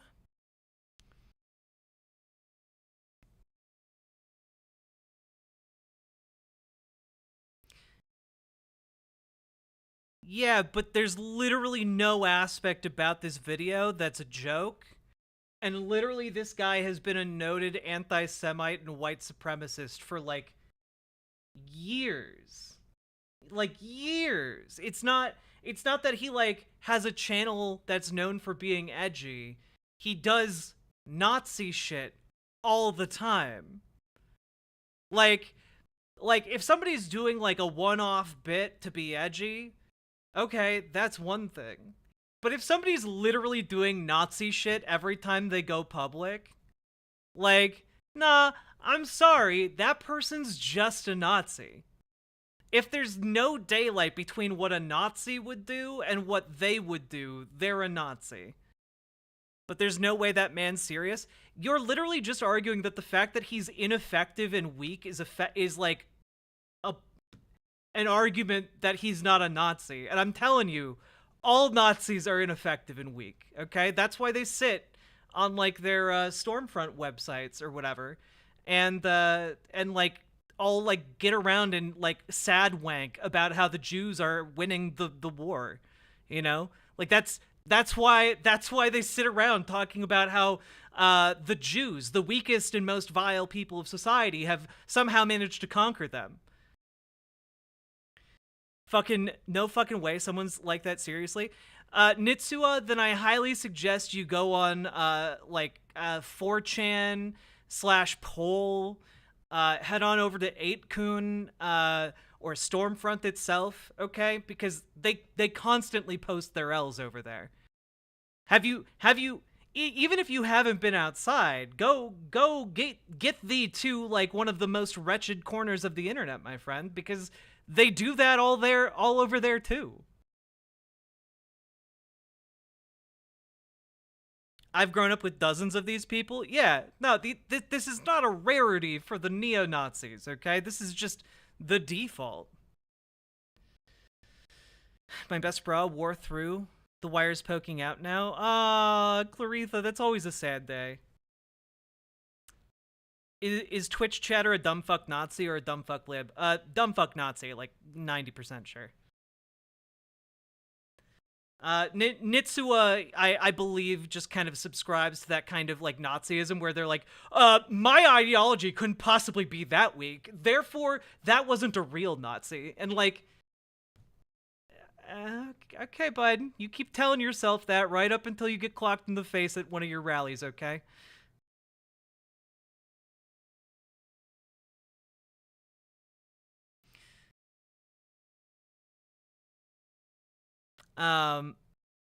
Let's see. Well, Josephine Lumiere, I don't think you were the one being referred to there.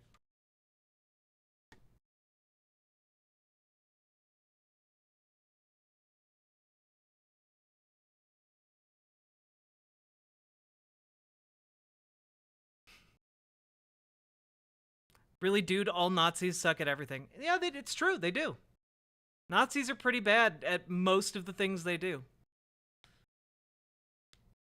I'm not defending shit, just questioning its authenticity. The guy who made it is known for being a neo-Nazi. This is like you saying, well, I don't think the video that guy made was racist, and then like I tell you like he's an active member of like the Ku Klux Klan, and you're like, well, I just don't think he's probably just a member of the Ku Klux Klan for the kicks and giggles. You know, he's not a real member of the KKK. Like that's you right now. That's the level of argumentation you're at, and everyone else can see it except you. And the only logical conclusion I can come to is that either you are one of the dumbest dumb fucks to ever dumb a fuck, or you are a neo-Nazi. So those are your two options, really. Well, I don't know who the fuck it is. Like, I'm not terminally. I told you who it was. I told you the ADL has a fucking page talking about this guy being an open anti-Semite who works with neo-Nazis and is a neo-Nazi. Like, I'm sorry. Do I need to, like, provide you with his, like, National Socialist, like, card for his party affiliation? For fuck's sake, you just didn't listen to that part because you were so busy jacking off at the idea that this guy was just some very clever troll instead of, like, an actual Nazi. God damn. Anyway, it's ridiculous to think that Nazis actually exist. I mean, it is ridiculous to think that Nazis actually exist. It's an inherently self-defeating ideology. But, you know, they do, and we have to deal with that reality. If it goose steps like a Nazi asshole, yeah. If it hiles like a Nazi asshole, it goose steps like a Nazi asshole, probably a Nazi asshole.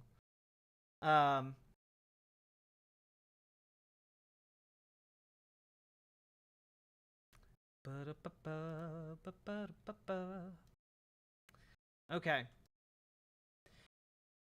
Anyway, we also just a quick update on the Zoe Zephyr situation. Montana is not like a very populous place, chat, but the amount of support we've been seeing come out for the openly trans Representative Zoe Zephyr in Montana has been really doing my heart good. You know, like it's real nice. It's quality. Here's just a quick clip from one of her rallies after her first day working from the bench outside of the House chambers. Look at how many people there are. This is Montana.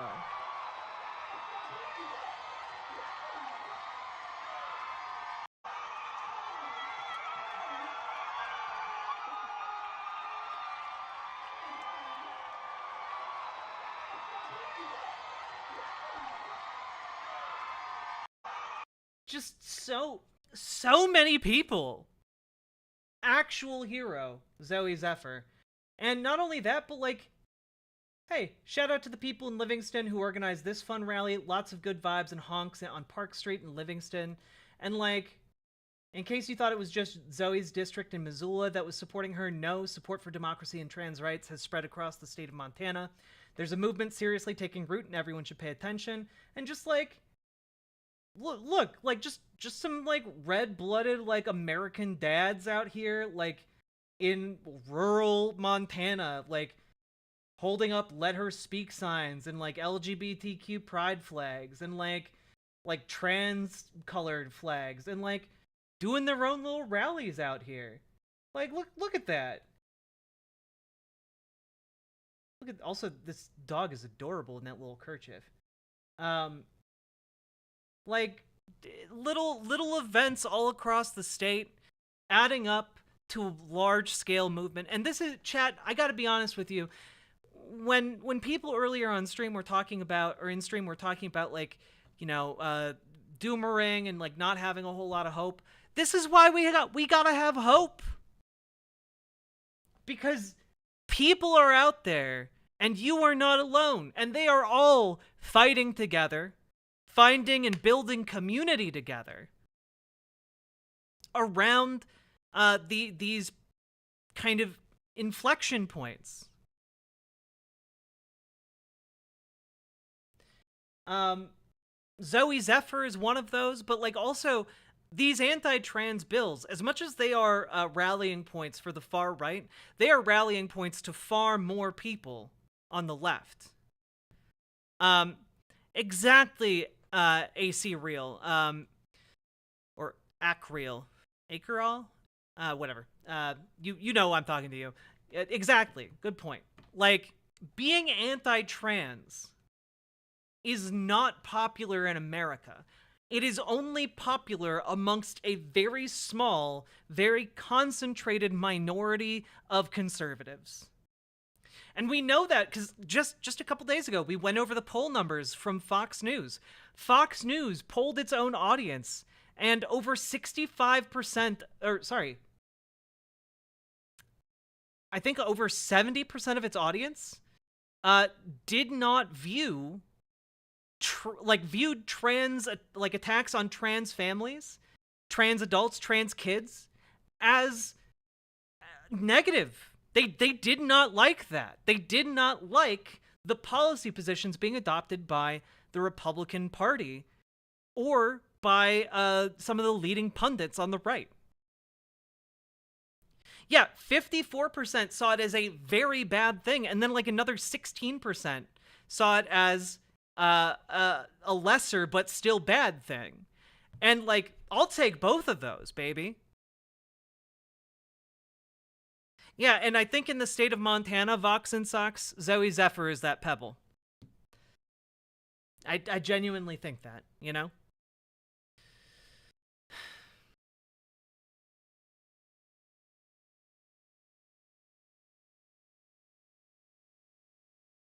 So just very encouraging news coming out of Montana, a place that has typically not been a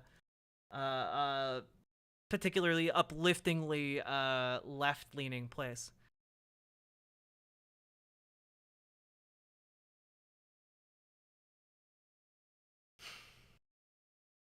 So yeah, we're working on it and we're doing better. Okay.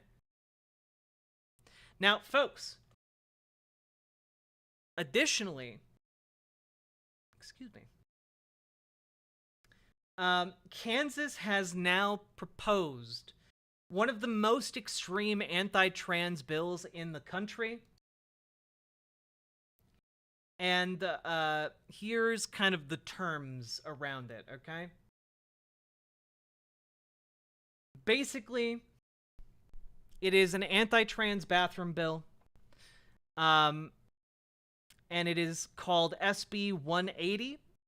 The Women's Bill of Rights. It bans trans and intersex women from toilets, changing rooms, and prison facilities that align with their gender, as well as barring trans women from accessing domestic abuse shelters and rape crisis centers.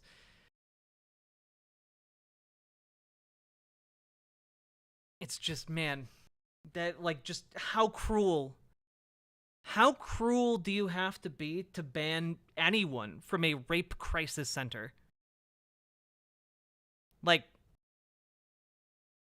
men need rape crisis centers too? Intersex people need rape crisis centers? Why does some rape not matter to them? Yeah, I don't understand this, but definitions outlined in the bill also state a female is a person who produces ova, in other words, eggs, meaning cis women who are infertile and are unable to produce eggs could be barred from spaces under the legislation's legal terms. Republicans were then quizzed over genital inspections related to this bill. Let's see. Democrat Heather Mayer asked Republican lawmakers, are you all going to check the genitals of every trans child who walks into the restroom, or maybe just children in general, so you can find out who's a male and who's a female biologically? Unfortunately, we don't get to hear how they address that. But, like, part of the issue here is that I think it misses the point slightly, or this kind of reading of the bill misses the point slightly, because ultimately, no, they aren't going to do genital inspections of children. Ultimately, no, they don't really care that much if, like, cis women get arrested too. But also, cis women probably aren't going to get arrested for this. The point is empowering individuals in Kansas to harass people that they suspect are trans, to call the cops on people they suspect are trans. And it doesn't even matter at the end of the day if those trans people or possibly trans people are arrested. Because all it does is perpetuate this fear, this culture of fear and oppression, and this, frankly, like, citizen on citizen spying, that will discourage trans people from going out in public at all. If you are a trans person and you feel like you can't go out in public for longer than like 2 or 3 hours because you're going to have to use the bathroom, and if you use the bathroom, there's a chance that you could like be fucking arrested, you're not going to do that. Trans people already police their bathroom time to such a degree that there are noticeable differences, that there's a much higher statistical likelihood of trans people having urinary tract infections and kidney diseases as a result of not using the bathroom. That's already been the case without this legislation. It's just going to make it so much worse.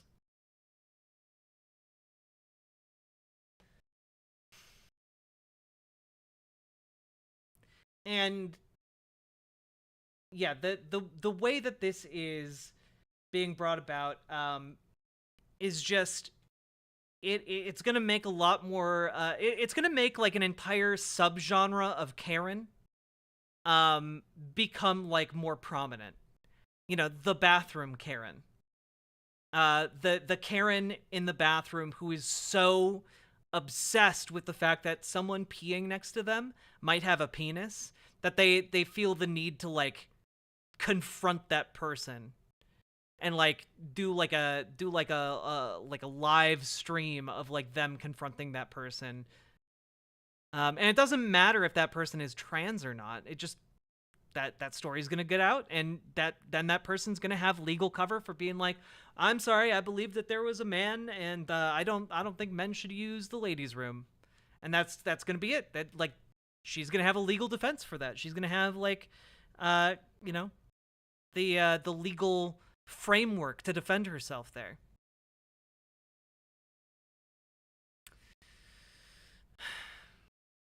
Yeah, no, DB Wolf, exactly.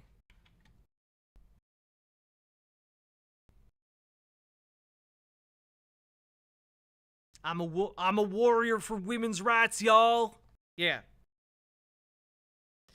Women's restrooms all have stalls with doors, right? Yeah. But here's the thing.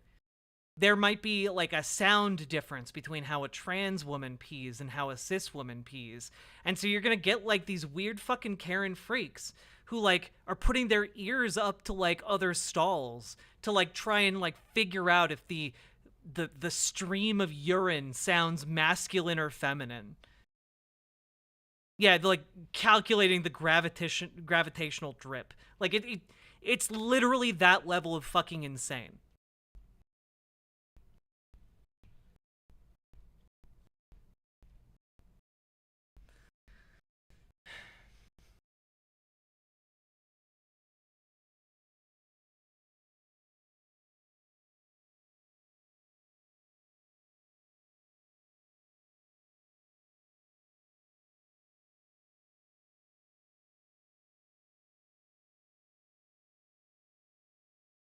I like how someone from the Destiny community called me autistic for not understanding that Destiny was joking about defending Steven Crowder.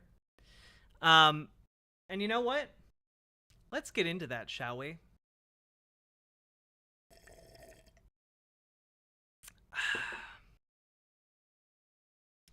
So, the other day, I'm minding my own business over on twitter.com, as you do, for now. And I came across this screenshot that I figured somebody probably photoshopped that, because this feels like a silly thing to say, okay? About a video wherein a man is clearly emotionally abusing and manipulating a woman into doing something they don't want to do, and also threatening them physically. You know, Here's someone named Garrett Bradford. That Steven Crowder video is horrendous. I've seen some truly revolting things online, but I couldn't even finish watching that. Such a shame that women have to put up with blah, blah, blah, blah, blah. And Destiny says it wasn't that bad. I abuse my wife worse than that on a daily basis. Lamau. And I was like, well, is this real? Is this a real thing? Did he actually tweet this? And a bunch of people assured me that no, in fact, it is real. And in fact, having now looked at Steven or Destiny's account via incognito, because one time he quote tweeted me and then blocked me immediately because I responded to other people who were going after me in response to that. Steven, I guess I'm sorry that I responded to your fan base. That's why you blocked me, I guess. What was the quote tweet? I don't fucking remember. Wait, Jack, you mean this wasn't a meme? I thought, no shot, this was a real thing he tweeted. He has to be memeing. Oh, no, it actually is real. No, and sure enough, here I'll pull up the incognito window so I can actually, like, look at his Twitter feed. Destiny, Omni-Liberal. Steven Crowder video is an invasion of his privacy and should be blocked. Hunter Biden's dick pics should be publicly available. You know, the button sweat meme. I don't think these are remotely, like, comparable. I don't think, like, uploading nudes of somebody without permission is, like, I think that's actually, like, illegal. That seems to fall under, like, revenge porn as a category. As opposed to, like, Steven Crowder emotionally abusing his wife in footage that was released to a reporter from one of the parties involved. I don't think this is actually... I don't think these two things are actually comparable. But, you know, oh, haha, it's in a meme format, so possibly just a joke. Then you get to this tweet, which is in fact real. It wasn't that bad. I abuse my wife worse than that on a daily basis. Lamau. So, nope. Actually real. Actually a thing. And it continues on. Destiny asks, here's an important question. Who made this audio/video/text evidence available to you and why? And I do have to say, those are excellent questions. I don't disagree with Steven that we should know those things, though we know where the audio, video, and text evidence came from. They came from Hillary Crowder's family. Now, if we want to know, I guess, which individuals within the Hillary Crowder family did this, was it Hillary Crowder herself? Like, sure, I guess that'd be interesting. I don't think it meaningfully changes this context. Moving on. Are you taking any interviews/conversation requests over the article you've written? Would love to stream a convo with you. I mean, that'd be interesting to watch. Not against watching that conversation unfold. Then Lil Bro got noted, and the screenshot of the reason Destiny is supporting Steven Crowder is because he probably treats his wife the exact same way. Granted, this is not a very charitable thing to say. I don't know anything about Destiny and his relationship with his wife. But also, the note functionality is... I don't know. It's not, like, super great on this website. Literally, I saw a note the other day that was like, what the fuck? On something. It just said what the fuck under someone's tweet. So, like, I don't know how useful this is when, you know, Destiny has, like, a community this size. Moving on. Again, just more fake news. Lol from a big account with lots of engagement. Just make up shit and spread it. So fucking wild to me that people think this is acceptable behavior. I'd say I'm disappointed, but not really surprised by much by this anymore, I guess. And this person says, Steven Crowder had gender-affirming elective surgery right before his wife was due to have twins. He wasn't there for the birth of his children as he recovered from getting titanium bars inserted into his chest to look more manly. So, actually, like, this is pretty close to the narrative. that we know based on the information we have.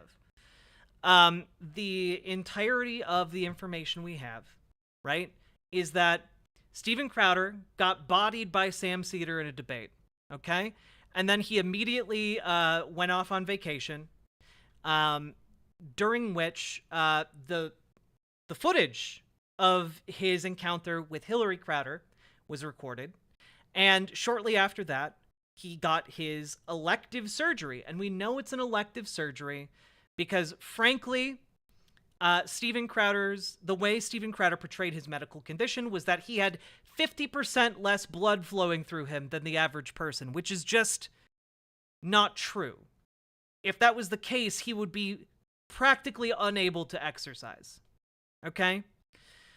What was his surgery? He had a what's called like a collapsed chest cavity. So like basically his chest was pushing on his heart a little bit.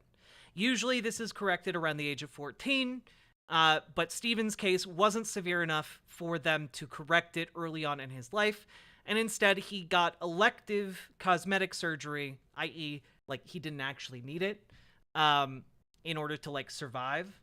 Now, it might have improved his quality of life, so, take that for what it will. But the important note is that this elective surgery could have been scheduled, like, a while back to not conflict with the birth of his children, right?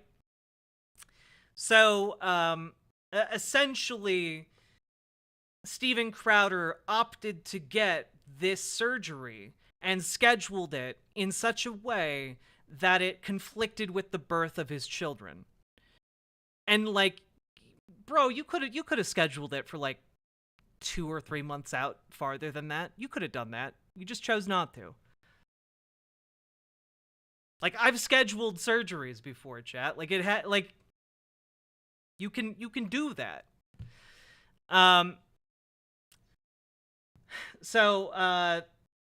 And we know that this isn't just made up news because, like, Steven Crowder did like a medical documentary about him being in the hospital for this stuff.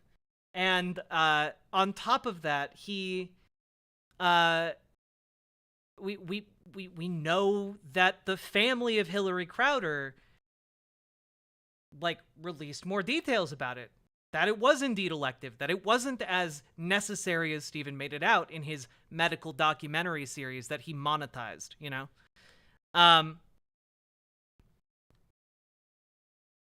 Yeah, he literally moved out. He bought another fucking house and lawyered up to divorce his wife. Are you saying he got gender-affirming surgery? I'm saying he got, I mean, it's probably gender-affirming to some degree. I can't speak to Steven personally. But, like, I can say that he got a surgery that he could have delayed, certainly. Yeah, he also tried to financially cut both his ex-wife or soon-to-be ex-wife and children off financially, according to Hillary Crowder's family. So I guess insofar as, like, Destiny, let me put it this way. If Destiny's point was that we should all just back off until we have all the facts, I mean, okay, that's a point you could make, but Destiny's not saying that. Destiny's saying, like, people are making all of this up when they're not making it up. They're going based on what is public information already and based on the statement from the family of Hillary Crowder. So, I just view this as kind of intellectually dishonest, to be completely frank with you guys. Also, this isn't related to the Steven Crowder stuff, but like an hour before I went live, Destiny tweeted, "If you want to draw/animate Futa, that's fine, but Futa should just be female top with male bottom. Doing full cock and balls and a full vagina is just fucking weird." And the fuck? Did his account get hacked? Like, what? Why?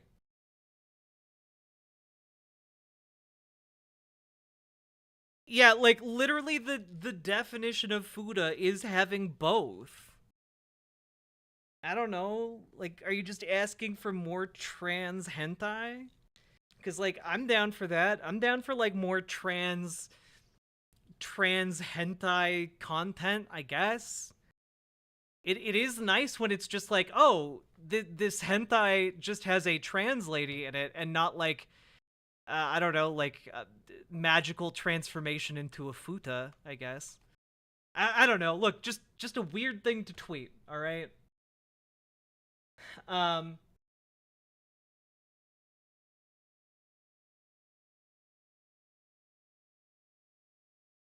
okay. And then we have this, which is Destiny quote tweeting Merrick, who said, I feel like I'm going crazy seeing people's take on this. The fact that this interaction occurred because she was afraid to handle medication that could deform or kill their about to be born twins is by itself bad enough. And Merrick is 100% right. Because keep in mind, chat, the video of Steven Crowder's emotional abuse was literally instigated by the fact that Hillary Crowder did not want to give medicine to Steven Crowder's dogs because she believed that medicine was toxic to her children that were still inside of her body, and she didn't want to inadvertently expose her children to that medication, which is very valid because guess what? Like babies are fragile as fuck, guys. They literally have self-destruct buttons on their heads. It's wild that any of you exist at all. Okay? And Destiny goes, huh? Have we figured out what medication they were going to give the dog? Do we even know if there was any medication and they weren't just gloves to pick up poop? It's crazy how comfortable people are with lying / jumping to conclusions about people they don't like. It's especially insane that someone could add, I feel like I'm going crazy, and then they proceed to invent new facts to fit their narrative. Classic abuser behavior. I feel like I'm going crazy, then forces you to accept false narratives / facts. And like,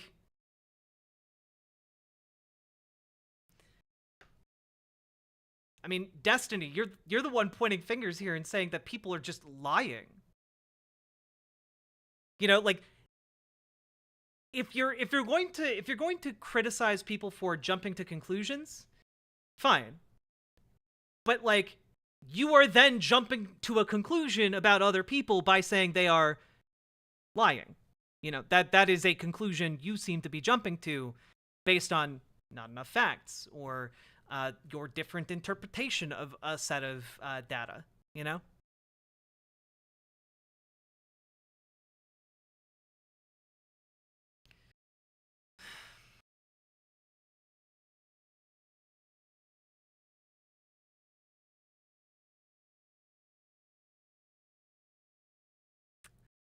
Good idea, Infinite Paint. Is Destiny just a parody of himself now? I don't want to speculate as to what is fueling this. All I know is that like this feels really crazy. This feels like a crazy reaction to me.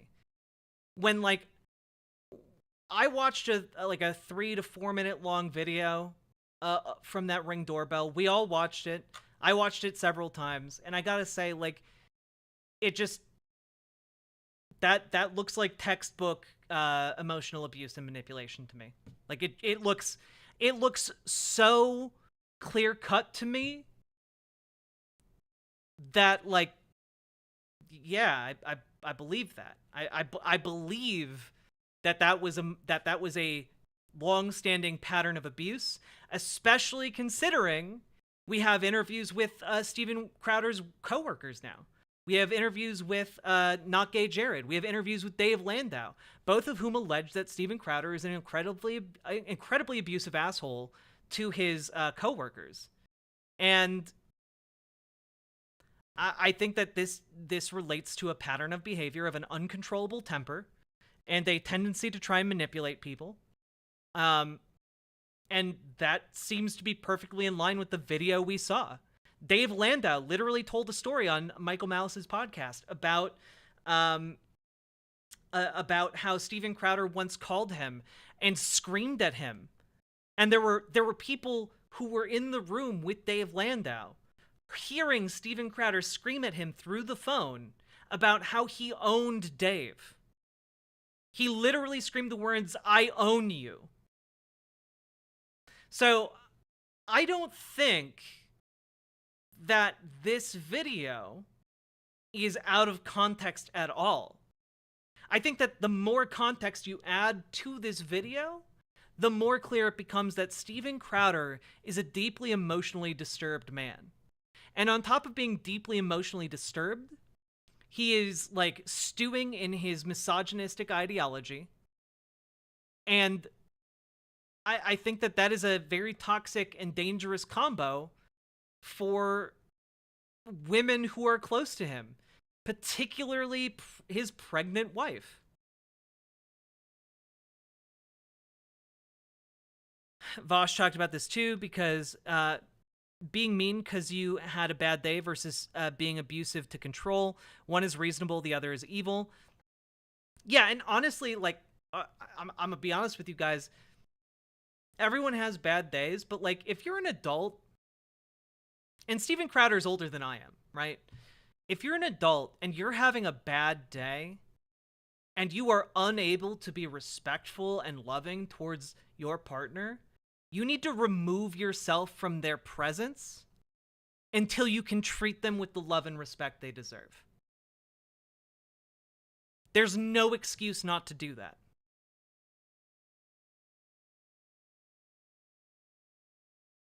I'm also afraid he was trying to baby trap her. I don't know what that means. They'd already been married for like a decade. Not only that, there are way too many apologists for Crowder's behavior. Those things are not excusable. Yeah, no. None of what was shown in that video is excusable. And it's... Look, all I'm saying is I don't have all the facts about Destiny's marriage, okay? I don't know anything about his marriage. Making jokes about it, making jokes about abusing your partner, I don't understand that. I don't know where that would come from, and I don't get it.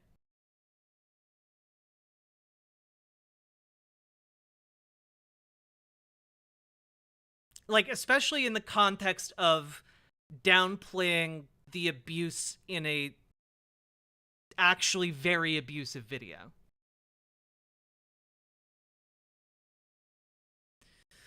So, I don't get that. I'm not going to speculate about the quality of his marriage. Just saying that I do not understand that joke used in that way. So.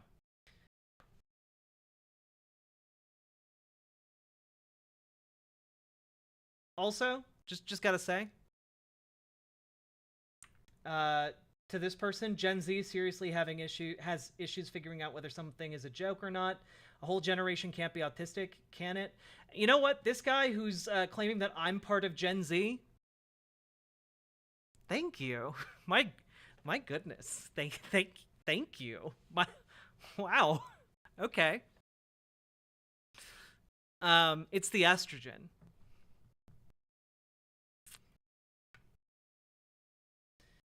Additionally, just wanted to bring this up. Somebody also sent me a clip of Destiny. Where is it?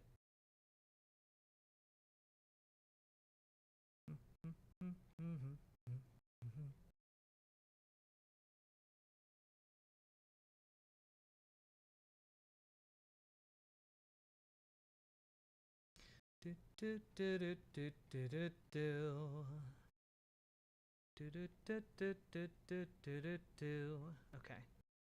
I did not like it, which is a problem. Given that I don't know where I can find it in my replies. Whoa, whoa.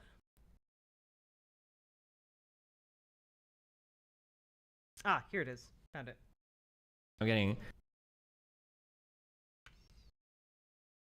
I can't have this... Dude, I'm getting Oh God. There are certain conversations around this that I like makes me want to quit streaming because the audiences are so Half fucking of chat is still retarded. virgins. I don't want to hear their take. I guess I'll say it. Maybe there's a lot of young people here, retarded aspie fucks here. Like the reality is that I'll tell you this. This is just like a life fact. This is just, I don't know how else to tell you other than you'll learn when you get older. You cannot judge a relationship based on a 3 or 4 minute fight. If you think you can, it's because you're retarded. Full stop. That's it. You just can't. You can't. You have no idea. There are so many types of fights where once you get more information, you're like, oh shit, okay, I understand this, or wow, that's fucking crazy. Like, oh, okay, this makes sense why this person do that. Like, you can never ever on like a 2, 3, 4 minute thing just evaluate on shit like this. Like, you can't do it. I can't have this. Look, all I gotta say is, like, man, this is the same kind of argument someone would make if, like, a dude threw a punch at a girl, like, in the middle of an argument, you know? Like, oh, you can't judge their relationship based on that one moment of, like, of violence, okay? Like, he would never hurt her, except for that one time. Steven Crowder would never emotionally abuse his wife, except for that one time. You know, in the heat of the moment, who hasn't done some abuse? You know, when you're going about your day and you've had a really bad day and your wife won't give your dog toxic medicine, who hasn't abused their wife to try and get her to do that? Who hasn't yelled and screamed at their wife, "I will fuck you up," and caused her to flee the home? Who hasn't done that? Okay, let he who hasn't throw the first stone.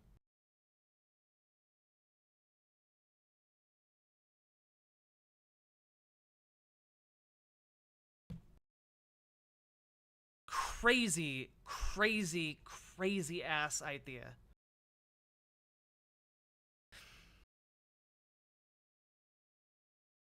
I mean this sincerely and with every aspect of my body and psyche.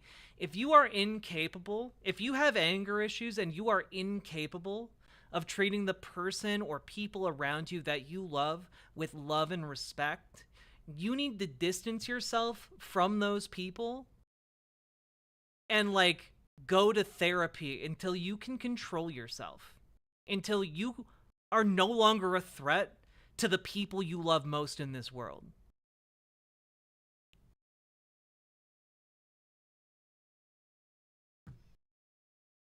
Like, Destiny has been out there before and made arguments about, like, how, like, if you can't communicate effectively, you shouldn't be having sex. If you can't not emotionally abuse someone, if you can't not physically abuse someone, you should not be in a relationship. And that was a lot of double negatives, okay?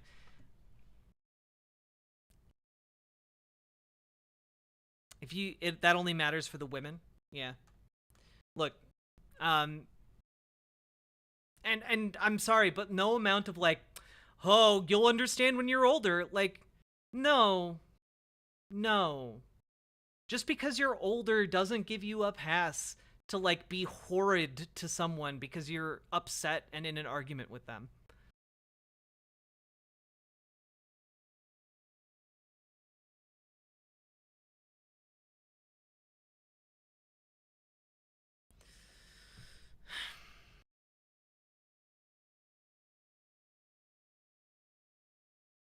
That would require to acknowledge that you are the problem. Crowder, however, sees himself as the victim.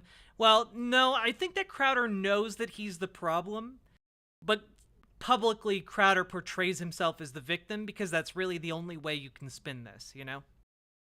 It's really the only successful way Steven Crowder has at his disposal to portray himself as not a complete and utter asshole, you know?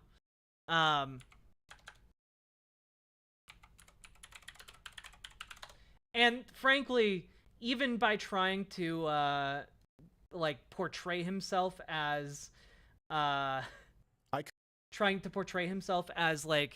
the relatable victim in this circumstance, he still comes across as a psycho. Okay? Like, full stop, psychotic behavior. Here's his statement, by the way, at Hillary Crowder's family releasing that information to Yashar Ali. I commented on my ongoing divorce on Tuesday, requesting privacy in the best interest of the family, but also by court order agreed upon by all parties. Look. So, interesting that he notes that, because we know that the court order agreed upon by all parties was that Steven should not talk about this publicly. So the second that Steven Crowder opened his mouth about it on his show, that is followed by millions of people, he broke that court order. He breached the privacy first. Broken marriages are ugly, and in them people do ugly things. Myself, of course included, I would never claim otherwise. However, due to recent misleadingly edited leaks to the tabloid press without... What was edited in those videos, Stephen? Literally nothing in those videos were edited, unless he's trying to say the context, like the previous 5 minutes of that video would somehow exonerate him. Like maybe oh, did Hillary Crowder like pull a gun on you, Stephen? Like, was she packing? She packing heat? Did your 2 unborn children both have their guns trained on you the entire time? Out context and not subject to consequences of the court, well, if not privacy, the next best option is truth. So today, I have filed a motion to officially unseal all files as they relate to the matter of legal record. Finances, relevant medical records, including mental health history or evaluations, depositions, and any motions or sanctions from the courts of Texas. I will not be leaking private marital information to the press, but if the privacy agreements are not respected by all parties... Again, he's the one who broke the privacy agreement. I will address all that is a matter of irrefutable legal record in full context next week. Just want to point out this part. Make no mistake about it, this is Steven Crowder trying to threaten his soon-to-be ex-wife, okay? Truth. So today, I have filed a motion to officially unseal all files as they relate to the matter of legal record. Finances, relevant medical records, including mental health history or evaluation. Including mental health history and evaluations. What he's going to try and do is use his wife's mental health against her to indicate that she just a crazy psycho bitch, you know? That's going to be his argument here. Depositions, and any motions or sanctions from the courts of Texas. I will not be leaking private marital information to the press, but if the privacy agreements are not respected by all parties, I will address all that is a matter of irrefutable legal record in full context next week. Now, I do also want to say it is likely that the judge would deny such a motion, specifically in the interest of Hillary Crowder, who has historically been a relatively private person on social media. I would imagine that the judge looking at this situation, seeing that Steven Crowder broke confidentiality first, probably is not going to award Crowder's motion.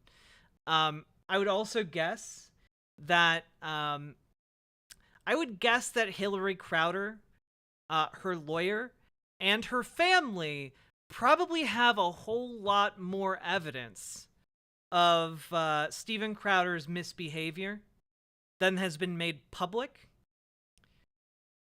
because my gut instinct here is that they didn't release like anywhere near all of the stuff they have on Steven. My gut instinct was that was a warning shot across the bow to essentially be like, whoa there, partner. You're getting dangerously close to a precipice that we cannot go back from. So that would be my guess here. It's an indicator that the Hillary Crowder camp is not going to be bullied or take things laying down, and that Steven will not be able to fully control the narrative, as he is very keen to do for obvious reasons. thoughts on Matt Walsh being Omega based? Well, I already issued a formal apology to Matt Walsh for not bringing the full intellectual rigor his content deserves. So I suggest you go watch that one, Biense Malaria. It's over on YouTube.com. Give it a like or a thumbs down, whichever you prefer. Yeah, literally in the video, where we see him, by the way, actively smoking around his pregnant wife. And just in case you guys don't know, secondhand smoke, really not good for fetuses. Really, really not good for fetuses at all, actually. He also threatens her when she brings up that he's an abusive asshole. So, you know, when somebody's like, hey, you're emotionally abusive, and your response is like, watch it. You know, like that, sorry, that kind of validates the perception there.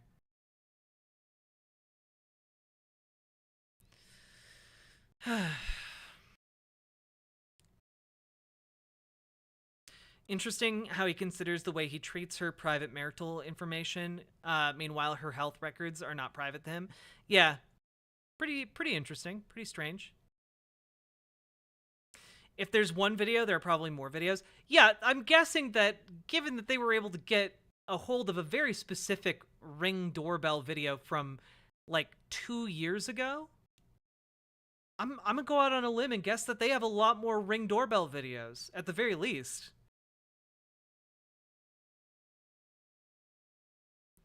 And like text messages. Again, Yashar Ali claims to have a lot of text messages between Hillary and Stephen, and or members of the family, friends, colleagues, etc., that validate Stephen's behavior towards Hillary Crowder. So obviously we're not going to see that for a hot minute, but it'll be interesting to see what Stephen tries to come up with this week to try and salvage his reputation. Some expectant fathers can't handle the prospect of their own childhood coming to an end. True. True.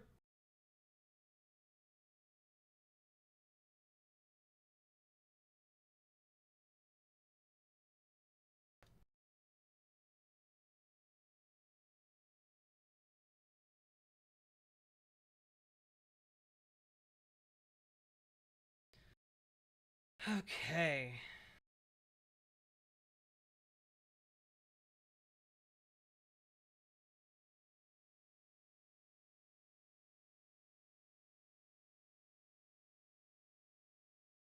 Folks, I'm just gonna throw this out there because we haven't done a call to action this stream. If you are enjoying the stream, please hit the follow button and consider throwing some subscriptions over to YouTube. Hit the like button on the stream, and also please consider financially supporting the stream with subs or bits, or you can use donos.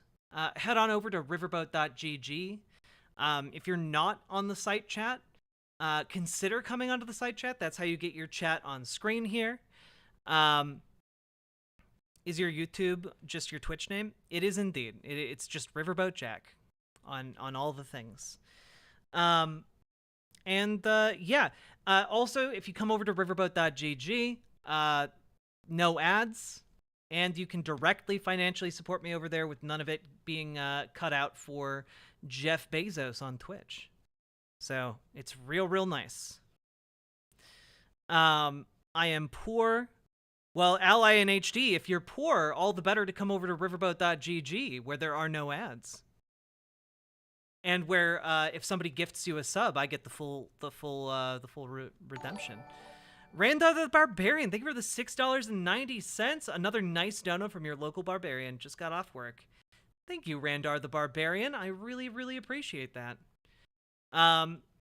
Literally, you guys make it possible for me to live while I do this. And I really appreciate it because I need to pay rent. Yeah, you can also post links over on the site chat because if you post bad ones, I can IP ban you. Yeah, come on over, folks. exclamation point site. There you go. There's a link in chat for you if any of you want to make the leap. And if anyone over on site chat wants to throw some subs or make some donos, I would really appreciate it.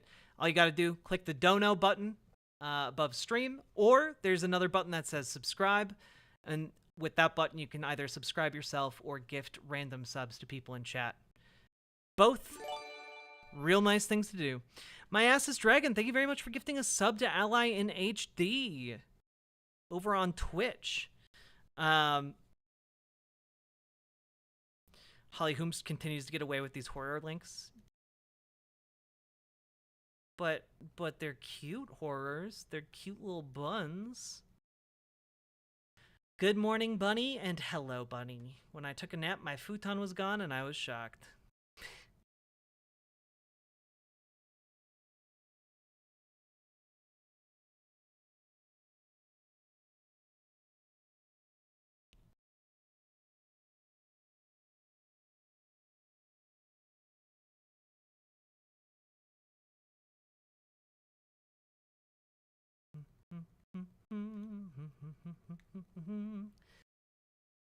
Man, it's very curious that after that story about that neo-Nazi ended, that one person who was talking about how they definitely weren't the neo-Nazi just disappeared, huh? So strange, so weird. Who would have guessed? Hello, DB Raymond. How you doing?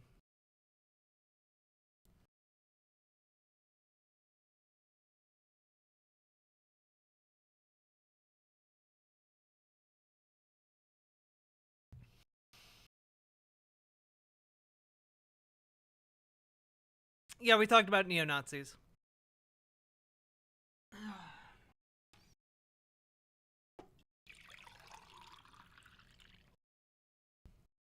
Hey, Gamer G. We went over that clip you sent in stream earlier, with the true red-blooded American facing down the neo-Nazi.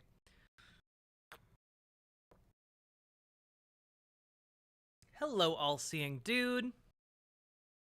There was one in chat who fled, of course. Indeed.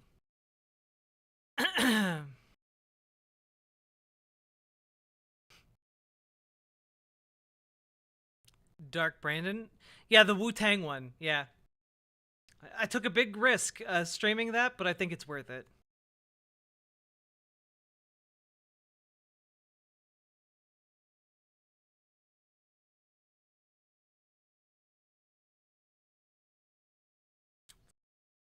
Okay.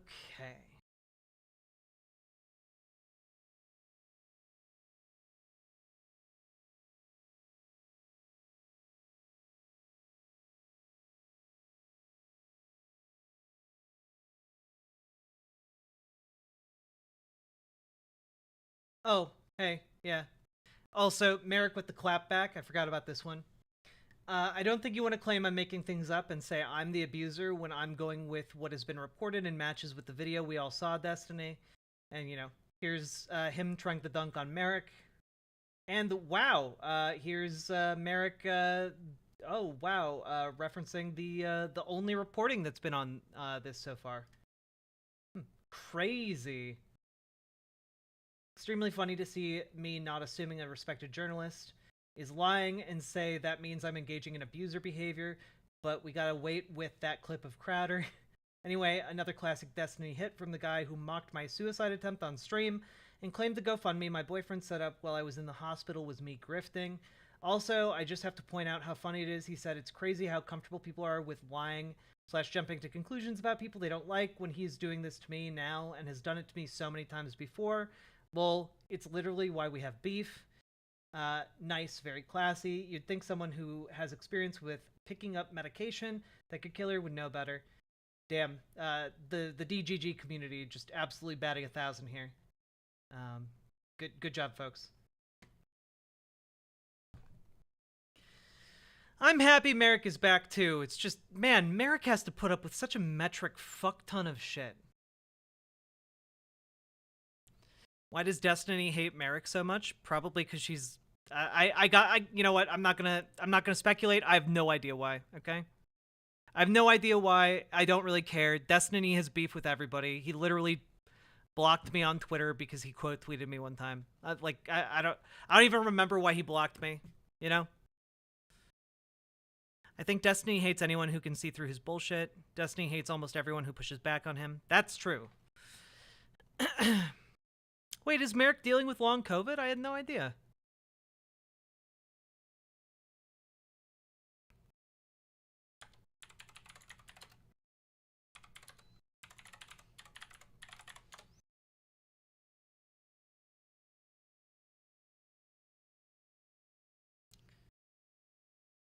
Oh, yeah. I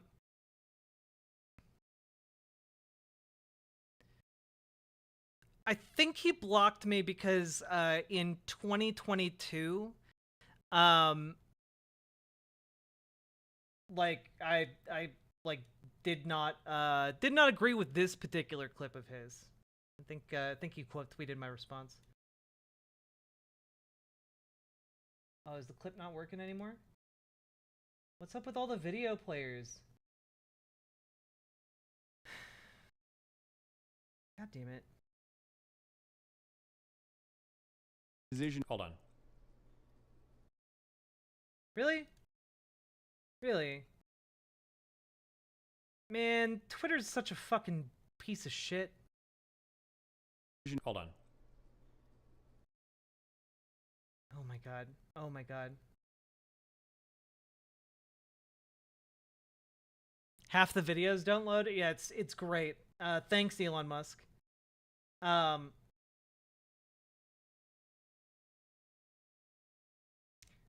yeah, here's he quote tweeted me.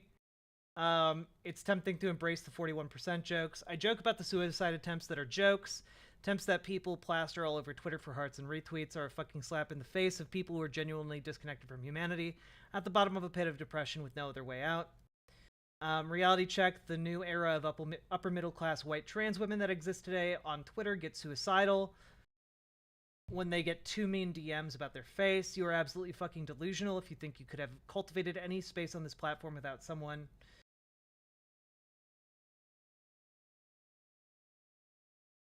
I think someone like him? Yeah.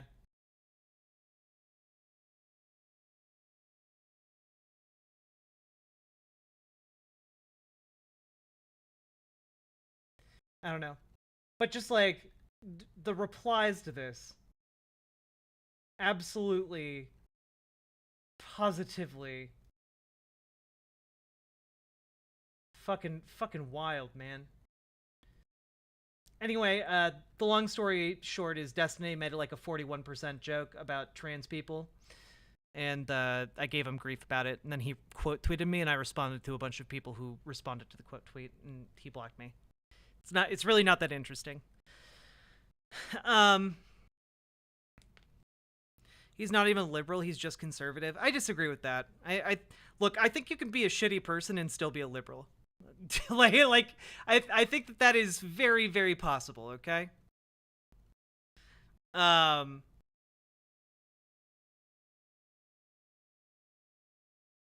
you know what? Like, frankly, a lot of the progressive victory stuff was also done in concert with like folks from like the DGG community, and many of those people are lovely and great.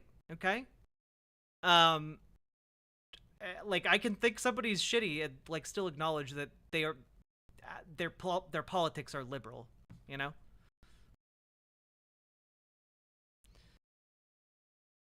I don't think he's socially progressive. I don't think he's progressive. I just think he's liberal. You know?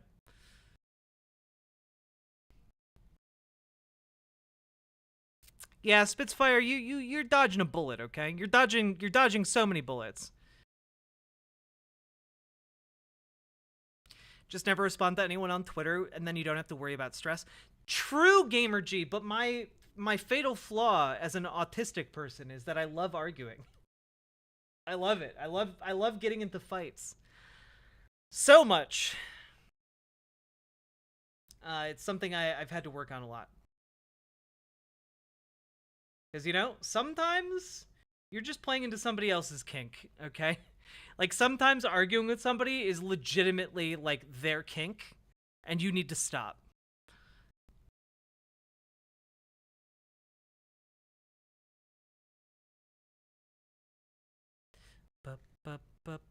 Wait, you're autistic? I am. I found out later in life, but apparently, yeah. I'm pretty well adjusted, but like my social skills and like levels of anxiety around social situations are like off the charts.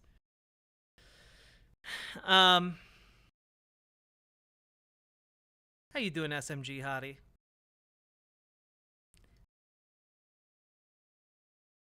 Social skills, what are those? Elusive and dangerous things. I might be autistic, but I have no idea.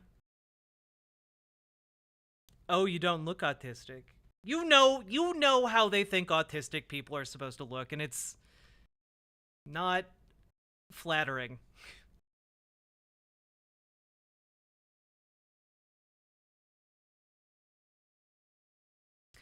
Claritha, that's me most of the time. You guys just think I'm well adjusted because I sit here and talk to my computer. You're all just little friends that live in my computer box. I'm cool here. Hope you're doing well. I'm doing all right. I take that back. I'm actually projecting a lot of me doing okay, but my mom's back in the hospital and I'm not okay. But I'm doing my best to just kind of distract myself with stream today. It's nice here in the computer box. Well, I'm glad you're enjoying it in there, Vox and Socks. It's okay, KBS. We just don't know what's up this time, so that's what makes it scarier. Part of my accepting I'm probably autistic is hearing Jack list off the different signs, and I'm like, oh, that's just like me for real. Especially when my doctor tried to tell my mom I'm probably autistic and she never told me. Yeah, that can be a sign, you know? Yo, SMG Hottie, thank you for the 235 biddies. Yeah, y'all are the little gay people in my computer.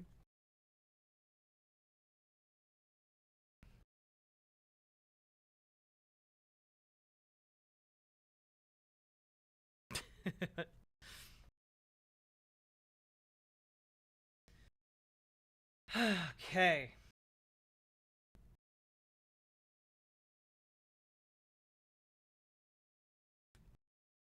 Now, I think we've gotten through a lot of this content. Okay, we're going to go through this ProPublica piece. I'm sorry, but Hopeless Little Gay Voices in your computer can help. This box is quite nice. You guys do help. You guys help distract me, and you also give me money sometimes, which helps me to live, and without it, I will die. So if any of you feel generous, please do so. All right, so we have a set amount of time here, so I'm trying to figure out the best use of it. We are going to cover this story from ProPublica, and essentially it is wild. And I'm just going to give a massive trigger warning. This story does have to do with child sexual exploitation, so heads up on that, okay? With that, let's go.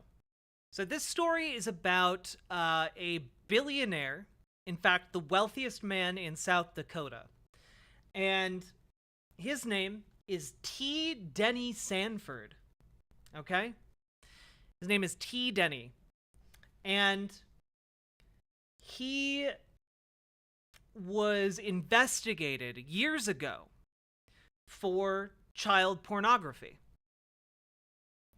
And ProPublica but the investigation like got covered up, kind of got like thrown to the bottom of a bin to rot, essentially. ProPublica then fought for 3 years to have the records of this investigation unsealed. And they succeeded. And here's what they found. photos of nude children in billionaire's email prompted investigation. Which, yeah. Investigators discovered photos of nude children estimated to be as young as 8. Okay, well, okay. I thought, I posted on Twitter as young as 12, but I guess that was misleading info. As young as 8 years old, in an email account they said was associated with South Dakota billionaire T. Denny Sanford, according to previously sealed records released Thursday. The records, which ProPublica had been fighting to make public for almost 3 years, shed light on the origins of the child pornography investigation into Sanford, a credit card magnate and philanthropist who has donated vast sums to children's causes. Which,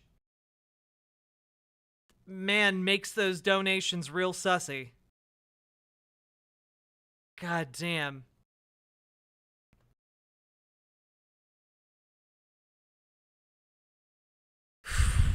Okay, yep. In 2020, ProPublica first reported that South Dakota authorities were investigating Sanford and had released the matter to the U.S. Department of Justice. Last year, the South Dakota Attorney General announced it closed its investigation without filing charges. That seems... I'm sorry, guys. I'm sorry, but, like, if anyone in my audience was ever found to have nude images of underage children in their email, you're just going straight to jail. Like, there's not going to be a multi-year investigation. You're just going straight to jail. You know, the idea that they investigated this for years and then just dropped the charges, very bizarre. Very, very bizarre.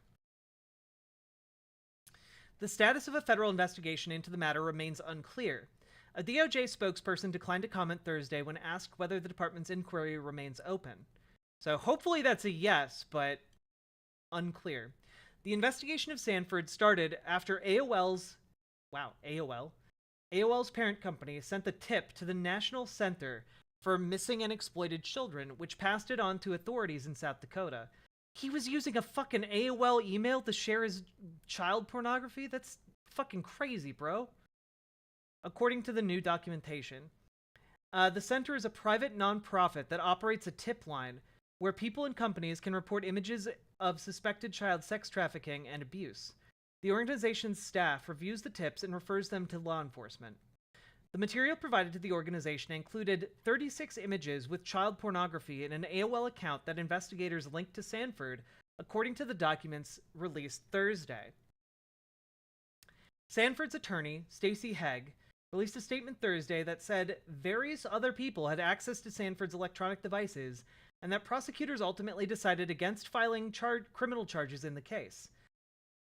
Direct quote, Mr. Sanford appreciates that after a thorough investigation, the authorities concluded there exists no prosecutable offense. Here, because there is no prosecutable case or further action to be taken, the court records being released contain only allegations. These preliminary allegations were provided to law enforcement prior to law enforcement's exhaustive investigation and its realization that various individuals had documented access to the electronic devices at issue, including signs of hacking. While some claim releasing affidavits that reiterate these allegations constitute transparency, releasing preliminary allegations made prior to completing the full investigation only misinforms people and obscures the investigation's conclusions that no prosecutable offense occurred. Now, keep in mind here, folks, that this isn't saying no offense occurred or that the sharing of child pornography didn't happen. It's just saying, well, anyone could have done it who had access to the computers, and, maybe the computer got hacked. Who knows? No, who can say? Sure, it was to Sanford's email account, but, like, anyone could have been using that, really. Like, this is, exactly, Vox and Socks. He was cleared because of rich people bullshit. They basically argued that because, like, his maid could feasibly have been in, like, the vicinity of his computer, that meant it could be anyone. It could have been anyone on his staff who was sharing child pornography on his email. You know, just absolute nonsense. Froggy Mano, I'm glad you enjoyed the emotes.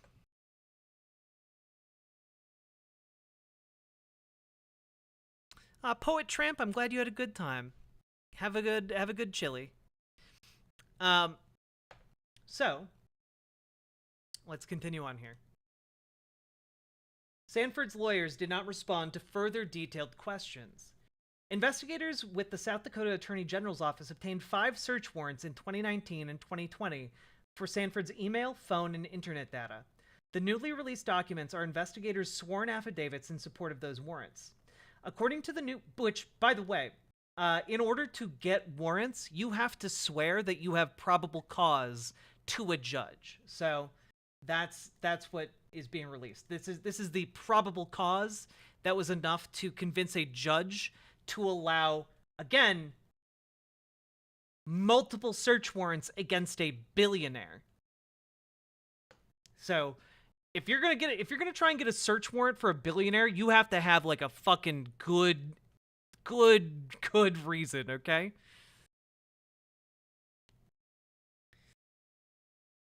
According to the new records, agents believed they had found probable cause that a crime had occurred involving Sanford, who is one of the nation's leading philanthropists. The affidavit said that while many of the images were duplicates, an agent had found 3 unique photos, all of nude girls. The agent estimated one to be between 8 and 12 years old, another to be between 12 and 15, and a third to be between 10 and 15. The law enforcement records include descriptions of the images. One photo is of a... I don't know if I want to read this, frankly. I'm not going to. You can go to the link yourself. I'm not going to read that out loud. That makes me uncomfortable. Which billionaire? T. Denny Sanford, richest man in South Dakota. Okay. The records seem to suggest Sanford's email account sent the emails with the images, but because of redactions, it's not clear. The identity of the email account receiving the message was also redacted. At least one of the images, according to the agent's description, appears to be a photo taken of another screen. I feel that the content of the image files described above fit the definition of child pornography as described in South Dakota codified law, an investigator wrote.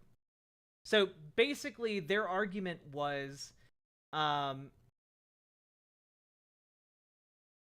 they had found these 3 unique images and that they believed that they might be able to prosecute him given that it appeared at least one of the images was like Sanford or someone with Sanford's device had taken a picture of another screen that had child pornography on it. And that in of itself constituted, like, distributing or creating child pornography. Okay? That seems to be what the investigator is, like, saying that they are doing. Geolocation data the agents reviewed pointed to locales where Sanford has homes, including La Jolla, a suburb in San Diego, Scottsdale, Arizona, and Sioux Falls, South Dakota. Damn, it's real crazy that all the geolocation data also points to every single one of his residences.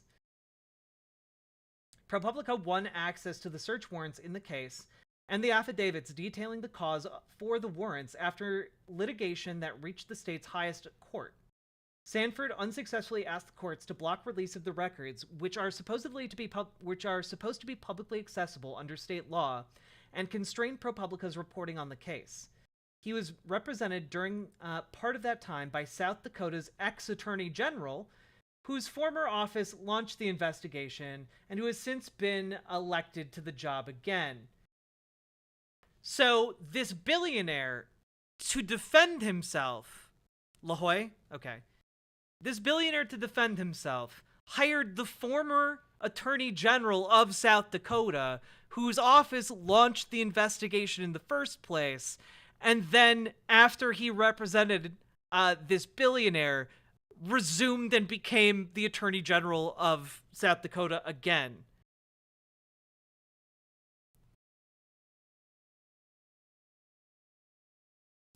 No, pretty sure it's La Jolla. Place of jolliness. Okay, La Jolla. All right. That makes a whole lot more sense. I'm technically fluent in Spanish, so now I know.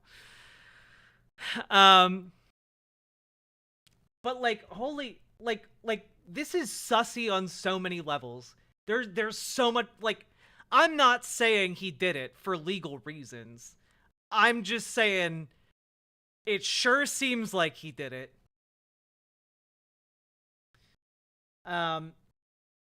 Okay. ProPublica General Counsel Jeremy Kuttner lauded the release of the records. We are delighted that the court has, for the second time, vindicated the public's essential rights to monitor law enforcement and the criminal justice system. Rights clearly enshrined in law, but the baseless delays foisted on the public by Sanford and his attorneys throughout this case are a testament to how fragile those rights can be. This ruling is a reminder that the predilections of the powerful should never override the law. And that's kind of just where the story ends, which, like, I don't know. I feel like that should be, this should be, like, national news, and I feel like it's just kind of like a blip. Like, billionaire has very clear data attaching him to both newly created child pornography and, like, unique child pornography from his own devices, and all of that child pornography is like geolocated with him to all of his residences, and also the state isn't making clear like exactly why the charges were dropped, except to say that, oh yeah, you know, like anyone could have had access to that. And that just seems like bullshit. That just seems, oh, it would have been too hard to like narrow down who in Sanford's residences might have been sending this child pornography from Sanford's personal email account. But you know, whatever. Just god damn. The wealthy in America literally just buy government officials. In this case, he literally bought the Attorney General of South Dakota to be his personal lawyer. And then when that guy jumped ship off of his legal case after winning, he went right back to being Attorney General again. Yeah, I wonder whether or not this Sanford guy actually did something. Crazy. We could only speculate.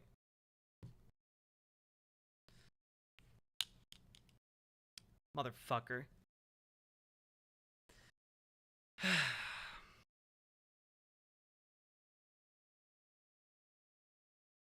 Okay. We have about 30 minutes left. If any of you would like to support stream, I've been streaming now for about 3 hours on a Sunday. I'd appreciate any subs you guys can gift to riverboat.gg. Or any donos you can make, because that is the kind of stuff that allows me to eat food and not die, and I need all the help I can get on both accounts. Let's see. That was one busy maid. Yeah, pretty weird of Sanford to be employing all of these maids that follow him around the country, but you know, whatever. Why he rich? He's the biggest businessman in South Dakota, that's why. Yeah, if you haven't been on riverboat.gg, join the site, and I'm sure some lovely chatters will gift you subs, or might just give subs for any of the lurkers in chat. Okay.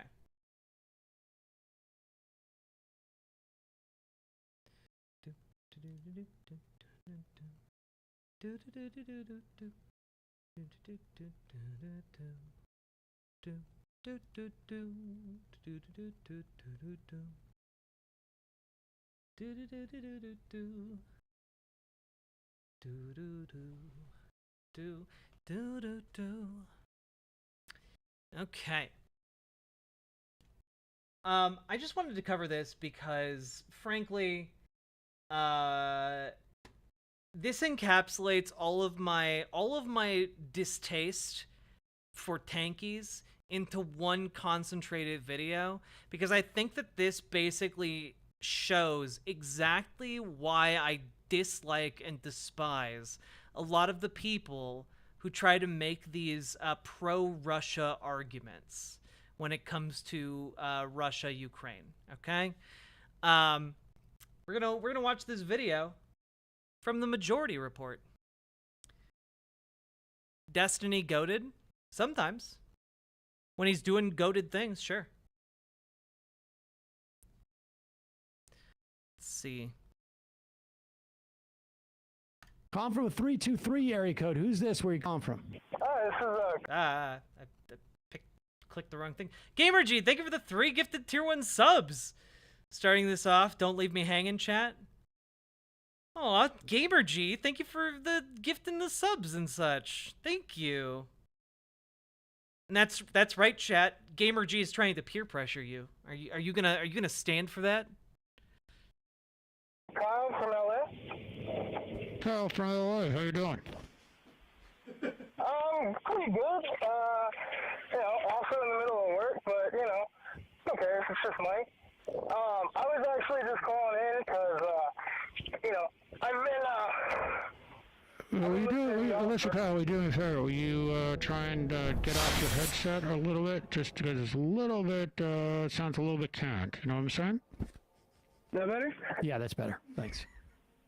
Yeah, no, I've been listening to y'all for quite a while. I wanted to it's not Caleb everything I'm Maupin. saying with that because a big part of my political education came from listening to Michael Brooks, and just the way he was able to talk about the stuff going on internationally and everything else was really something that I connected with. And chat, you're leaving GamerG hanging. What you doing? In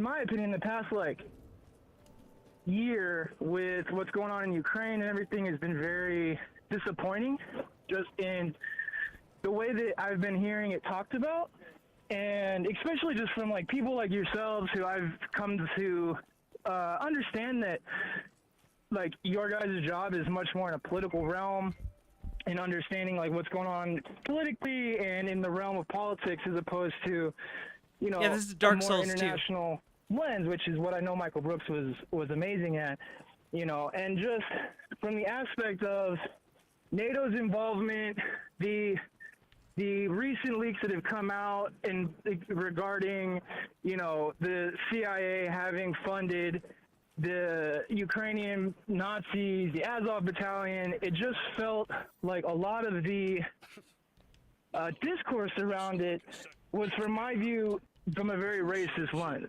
Because from my understanding of things, had that same situation gone down in anywhere outside of Europe, then it would have been the discourse of, we've been down this road before, we know what it's like to have to sit there and fund small far right-wing sections of a government that these seem people. small, and then 20 years later we have a full-on God knows what. But that's what happens when you put billions and billions of dollars into hands of Nazis. So wait a second. And, so let me see if I understand the way you're characterizing what's going on in Ukraine. For you, the top line of the Ukrainian conflict is the U.S. starts funding a small band of Nazis in a country. Do you feel like you're missing a step or two with that timeline? Nah. Well, I understand what you're getting at with the Donetsk and the Nah. Donbass and what you're getting at. I understand that. No, but what I'm getting at, you still don't know. You still don't know. Give me an example of when the United States funded Look, the issue is this guy is completely incoherent. He doesn't know what he believes. He doesn't know why he believes the things he does. He just thinks America bad. That's the that's the extent of his critique. And like that's really the extent of most lefties' critiques of like politics in general. It's that imperialism is good when it's anyone except for the United States doing it. If Russia's doing imperialism, that's good. If China's doing imperialism, that's good.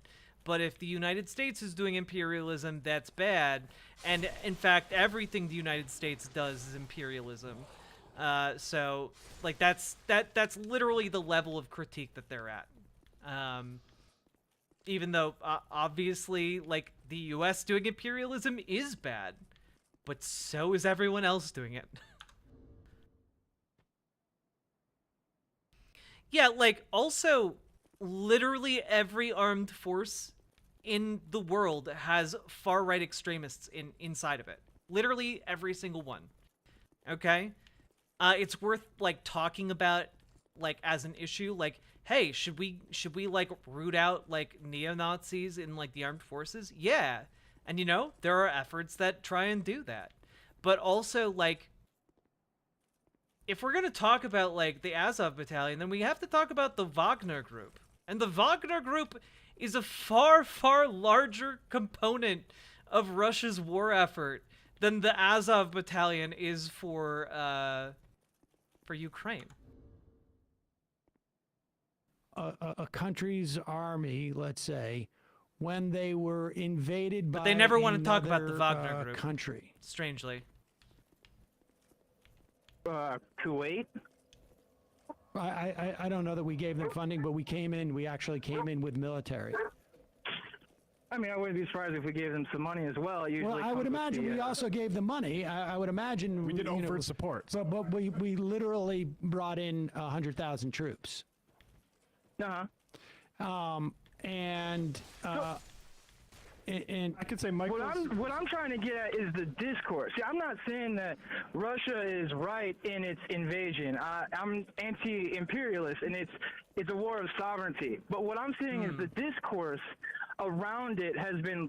Well, I'm only criticizing the way that you presented the conflict. You led with, I mean, I want to say you led with the tail, but not even the full tail. Was the president before, was he not democratically elected, and has it not been shown that that revolution was highly funded by a CIA operation to overthrow that democratically elected president because he was a Russian ally and was going to go against American hegemony? So I think without understanding that context, the answer is I think that it's highly disputed that if you're saying that the but-for in that revolution was a function of U.S. Money, I think.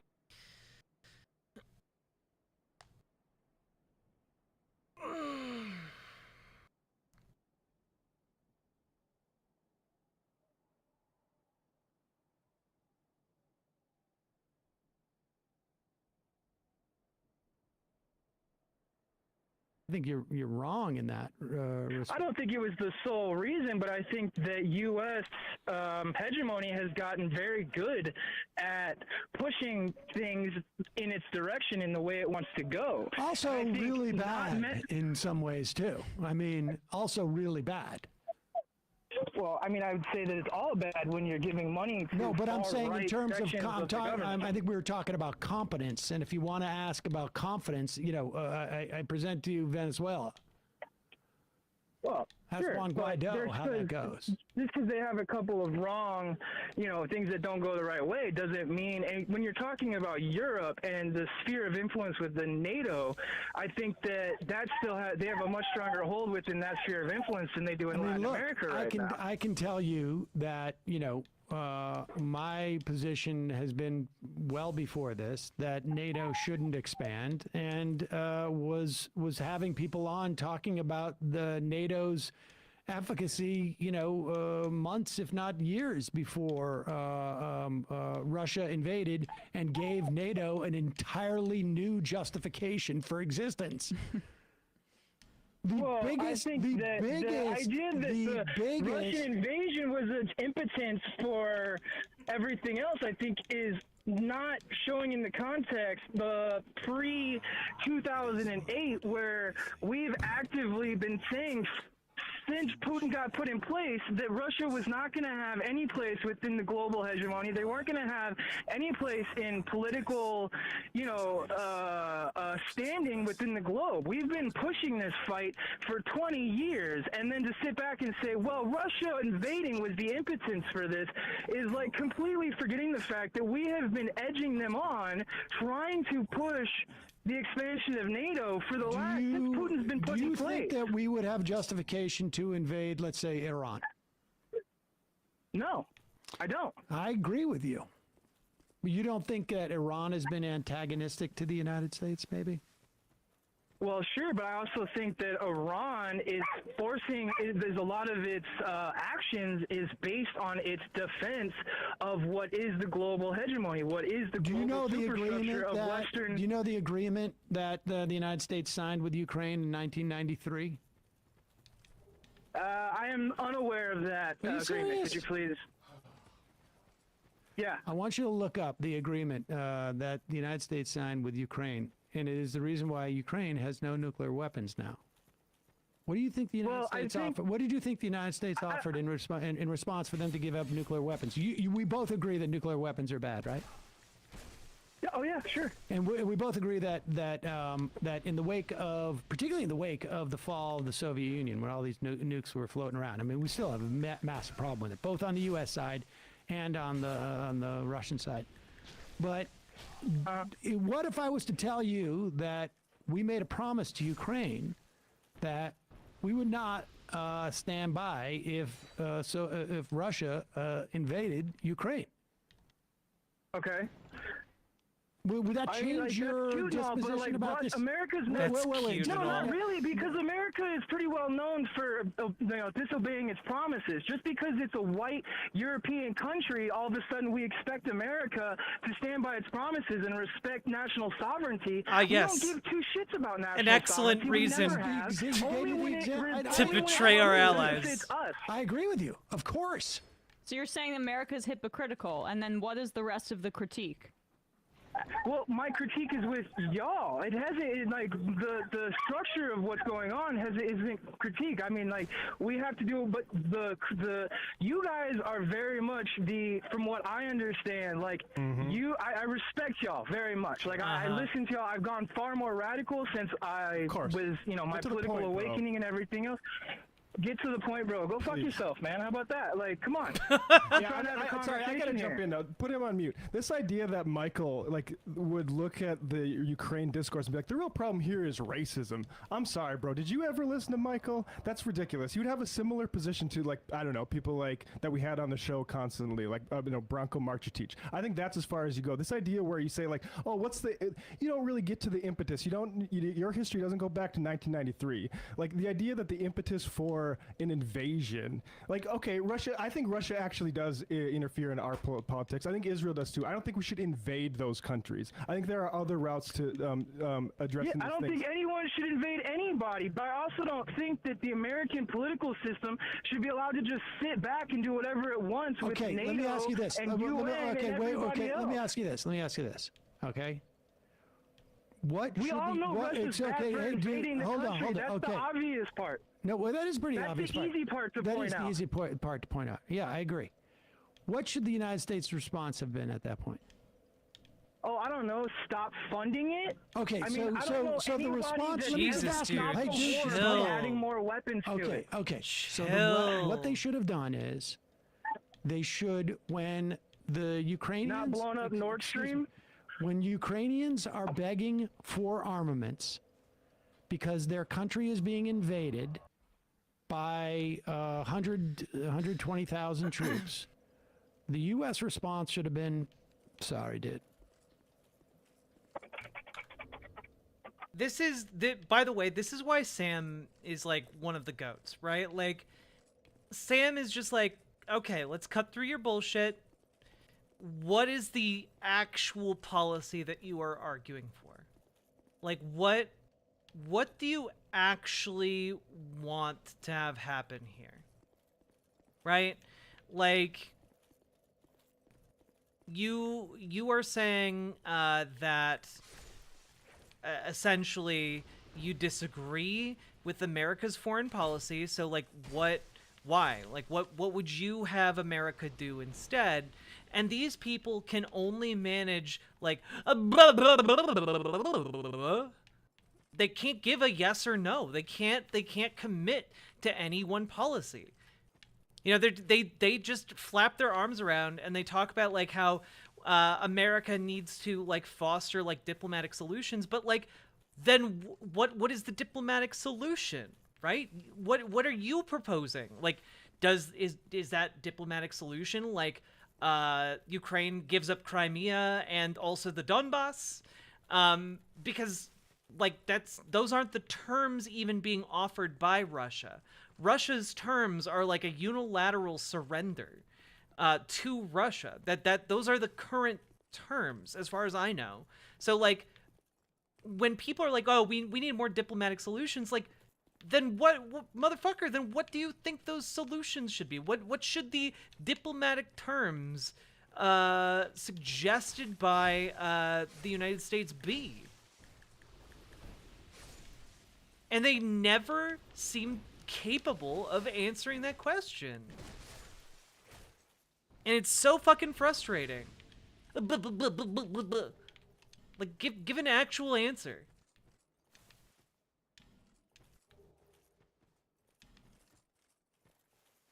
Like, at the very least, have enough conviction in your position to, like, bite the bullet and be like, yeah, I don't think the United States should have given money to Ukraine at all. I think that in fact, the United States should have allowed Russia to bulldoze over Ukraine, and, like, at the very least, own that position. Like, this, at the very least, this is where I will hand people like Haas some measure of credit, in that Haas at the very least owns his positions, and a lot of tankies can't do that. You know, it's frustrating. I mean, I think there's a little bit of a gray area between. Okay, there's no gray. Okay.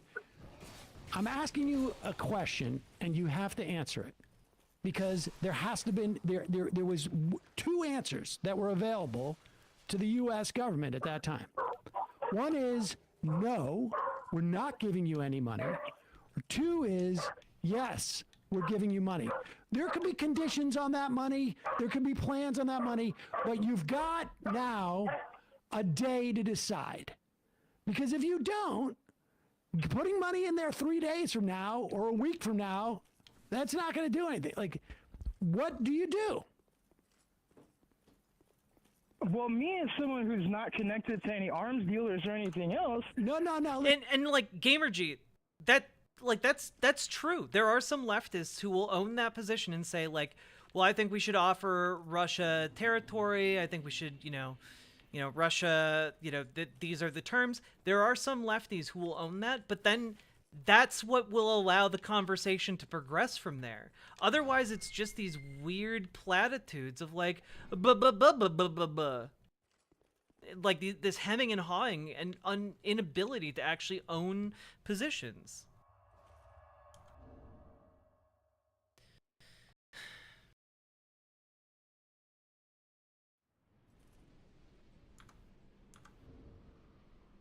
Listen, stop hedging. I'm asking you as a policy question. How do you answer that policy question? Yeah, no, I probably would I mean, if we were getting rid of the context of me having, no, I understand you're not the president of the United States. I know that doesn't happen in a vacuum. Okay, dude, what is the answer the United States government should give? Economic sanctions. There's other you want them to sanction? Wait. That's not the anti-imperialist position. Wait. You want them to sanction what? The Russian government? They had already imposed sanctions on the oligarchs early on in that before they actually gave any funding.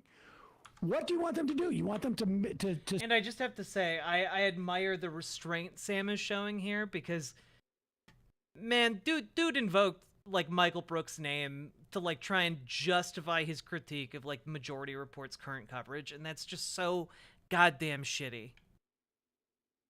to make the Russian people suffer?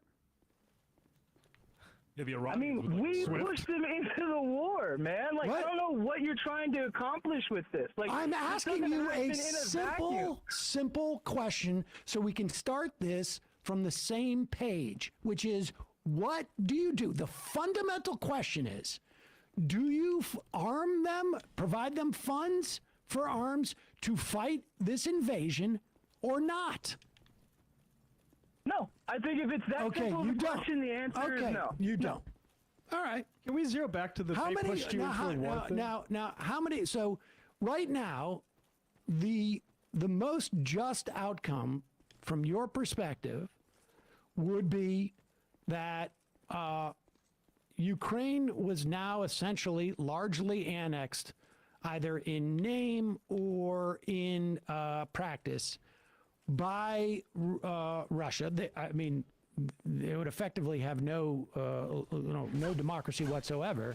You couldn't even have an influenced vote. I mean, if what you say is true, that the revolution in 2014 was at least influenced by the CIA, that's all out the window, because now Russia doesn't even allow for an election to be influenced at that point. There is really essentially no election, right? They're just completely occupied. Oh no, bringing up Michael Brooks was I think too. in a lot of this, and let me reframe it this Especially way. with this level of discourse. Let's say that you're Russia and you've watched this encroachment for the last 20 years. What encroachment are you talking Ukraine, about? What encroachment? What encroachment? Also, keep in mind, Ukraine couldn't have joined NATO because of the Crimea territorial dispute. Even if Ukraine had wanted to join NATO, had unanimously, had 100% support for joining NATO within Ukraine, they would not have been able to join. They wouldn't have been able to do that because NATO, for this specific reason, doesn't allow countries that have ongoing territorial disputes to be parts of NATO. Specifically so that they aren't NATO isn't brought into an ongoing conflict. The argument falls apart. This is war invasion justification we're getting right now. Do you not consider the CIA funding far-right neo-Nazis? Oh, dude, and I'm sorry. No. There are Nazis in the ultimate decision. There are right-wingers so in wait a every second. military Let's apply this to Israel. Yeah, but no. Let's apply this. We're doing CIA propaganda. You're doing Russian propaganda. Let's apply this to Israel. Let's apply this to Israel. This guy's fucking losing it, bro. Apply this to Israel. I'm losing it, bro. Let's keep him on. Israel has a right under your metrics here. Excuse me. Hey, wait. Hey, shut up for a second. Hold on. Ukraine that speaks Russian. Oh my God. Hey, dude, do you know why they speak Russian? Damn it. Why do you think they speak Russian? Do you know about the famine? Ethnic Russian. Have you ever heard about the famine that took place in Ukraine? The forced famine? Do you know how many millions of people died? Oh, hold them here. Do you know how many died? I mean, sure, the CIA has given plenty of numbers before. Give me yours. Wait, you're saying the CIA made up those numbers? Jesus Christ. Dude, You know, literally arguing. That happened too. You know that, right? But under your metrics, man. Israel has a right to CIA didn't even exist occupy at the time. The Palestinians, because maybe there's been funding from outside countries that are enemies of Israel's. That's a complete. No, it's not even close to the. No, it's what you're doing. You're justifying an invasion. It's like saying, the Taliban forced us into a war. So you can't criticize us now. It's what you expect. That's what happens. Well, I mean, all I'm asking is that we go back more than 4 fucking years to understand the context. But you didn't know what was going on in 1993, so excuse me. You just want to go back 6 years. Yeah, and I think 1993. Yeah, 20 years. Let's talk about. Let's go talk back about to the 1900s. Okay, good. Yeah, we'll wait on All that. this came Yeah, up with. Hey, let me ask you something. This idea that, like, look, I don't trust the CIA. I don't like USAID. I don't necessarily trust what they're doing. I do think the diplomacy is important, but I will say this: the idea that foreign influence, covert foreign influence, justifies an overt invasion is fucking stupid. True. Like that would justify us going to war against Russia, because I tell you what, if you think for a second that they did this invasion without setting the table. What? Why did we why did we put that money in? Why? Because we wanted Ukraine to be Western allies and join. Yeah. Why do you think countries do diplomacy, bro? Why do you think countries communicate with each other? It's because they want something from one another. That's like the entire thing. That's why countries trade. Or, like, send each other messages or letters or whatever. Like, god damn.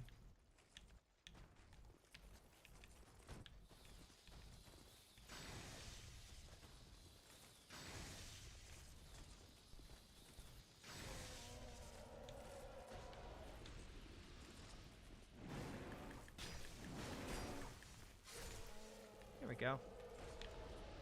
Got him. Easy peasy lemon squeezy. Join NATO. Like, they have all of it. So start a war about it. Why does anybody influence any country? Yeah, that stuff isn't good. It's not war. Why do you think China invests in Africa? Just to help them? Because it's in their national interest. You do realize that the loans they give out are highly given back in equity. As I think they're better. Yeah, sure. Right? But do you think it's just because they're just want to be helpful, or do you think it's because they want to influence? Of course, countries operate in this way. Their major powers are always trying to influence other spheres, and there's certainly. We're highly critical of American imperialism. But I'm also critical when the Chinese of or the Russians imperialism. start coming into the U.S.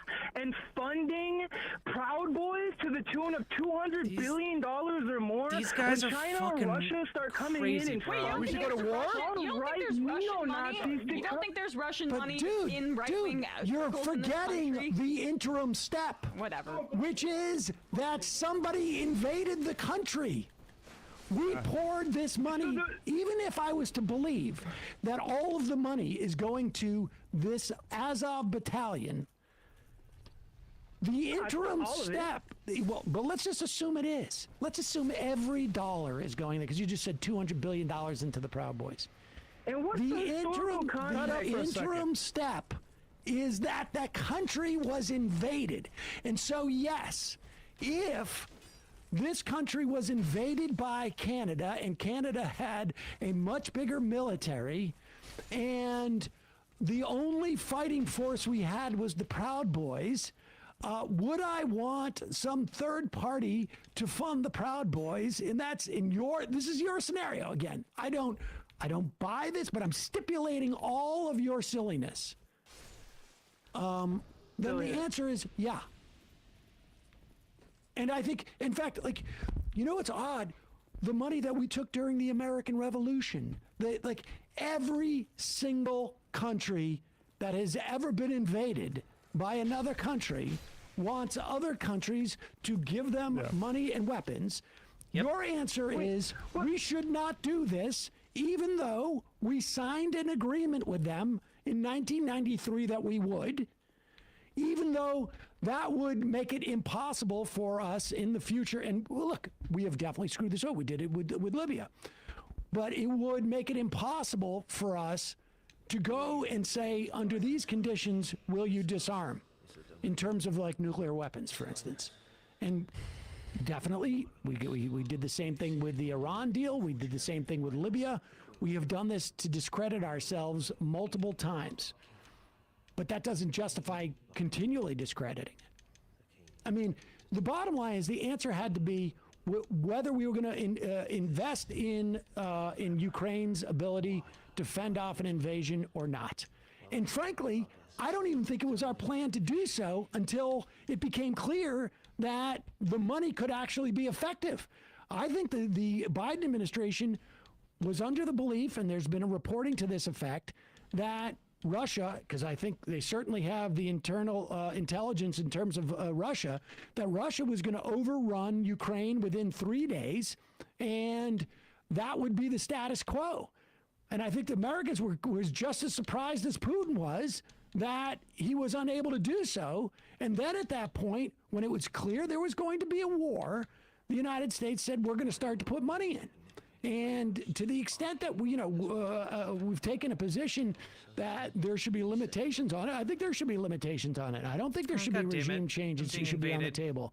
I don't think that we should be, doing this open-ended without some sense of what the end game is. I would be surprised if if the Ukrainians or the Americans or anybody funding Ukraine said, our end game is we're willing to accept X, Y, or Z. We're willing to give up this territory or that territory to get these assurances. I'd be surprised the people who do that would be rather incompetent for them to do so.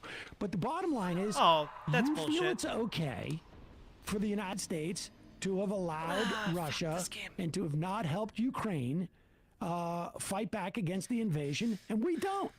And you have absolutely, I can assure you, no clue as to the way that Michael would have responded to this. I mean, no, I'm not saying I did.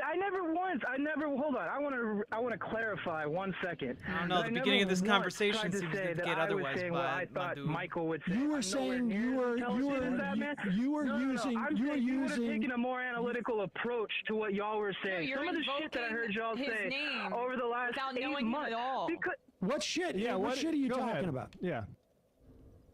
I don't know. When y'all were talking about national sovereignty, when it was obviously fucking. You don't believe that Michael believed in national sovereignty? And Blinken and everyone else knew that the United States were the ones getting in. This guy is either 17 or terminally tanky brained. Involved with peace deals. We were the ones telling Zelensky to stay away from the peace negotiating tables. We were the ones. How do you explain what's going on in Bakhmut? I mean, my take on this is relatively simple. And it's that literally every fighting force on the planet has far-right extremists within it, okay? Literally every single one. The United States has it, has neo-Nazis in the military. Ukraine has neo-Nazis in the military. And the reason Ukraine has neo-Nazis in its military is specifically because during wartime, they mobilized the fighting forces of their country. And specifically the people who had been doing the fighting predominantly in the Donbass against like Russian-backed separatists had been the Azov battalion. And when Ukraine mobilized its armed forces, it incorporated the Azov battalion into its official military network. So yeah, by funding Ukraine and its military, some of that funding goes towards the Azov battalion guys.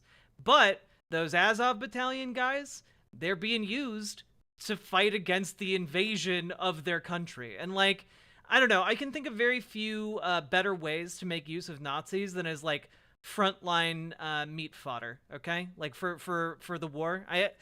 If you're gonna have Nazis in your society, at the very least, let them be taking bullets on the front lines, okay?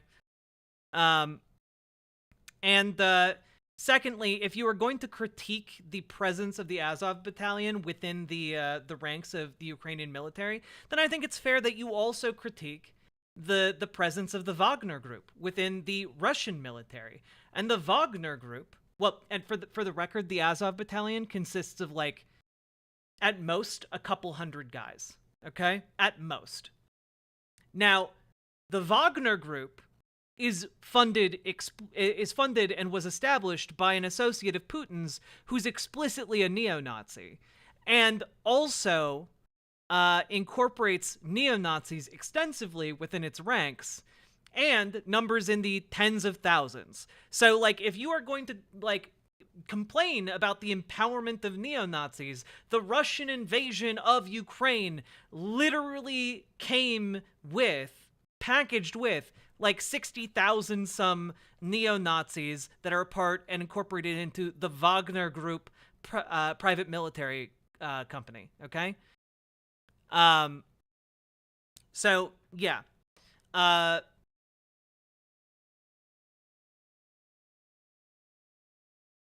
Wagner Group is global? Yeah. And it's founded by one of Putin's oligarch associates. And they primarily fight in Russian in Russian conflicts. Yeah. So basically, I think that a lot of the focus on the Azov battalion is misplaced. And frankly, I think that it's justifiable to incorporate different aspects of your military or different aspects of your militarized population into your military in times of extensive conflict, which Ukraine is certainly facing. And Russia can certainly not claim the same. It's just utilizing the Wagner Group to do some of its most distasteful tasks with a level of without a level of oversight or accountability.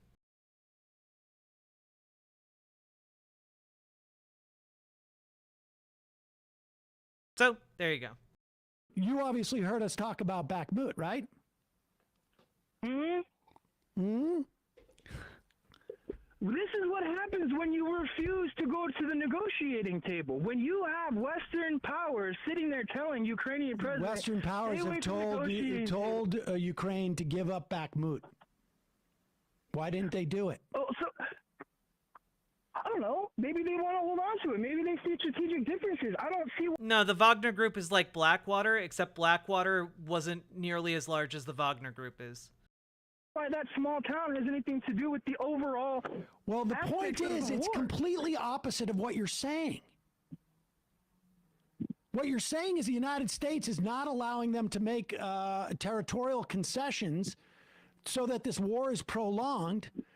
And yet... But what's my... Wait, what's my... I just told you that back... Wait, what's my policy approach to the war? My policy approach is that I think that providing arms and weapons to Ukraine to be able to, like, do this war until Russia either gives up or destabilizes itself is ultimately a net good for the world, because ultimately I don't think that Russia...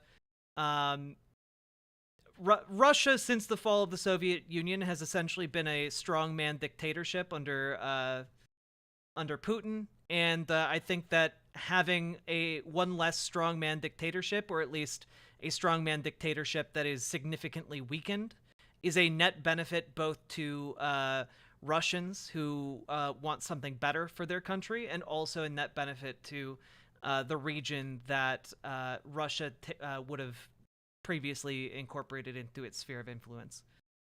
So I think actually disempowering a nuclear nation that cannot be relied upon to make rational choices is actually like a pretty good thing.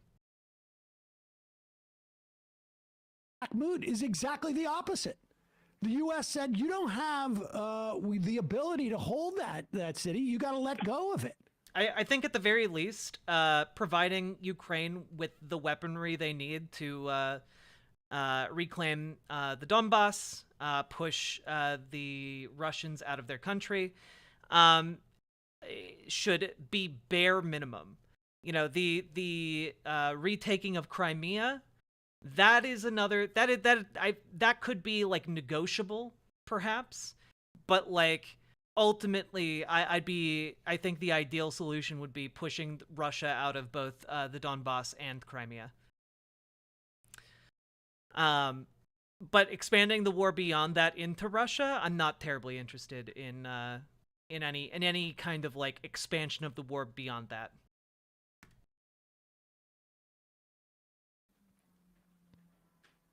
And you just poo-poo that away. You wanted analysis, and the problem is you just don't like the analysis, and you don't really have any intellectual basis onto which to make that critique.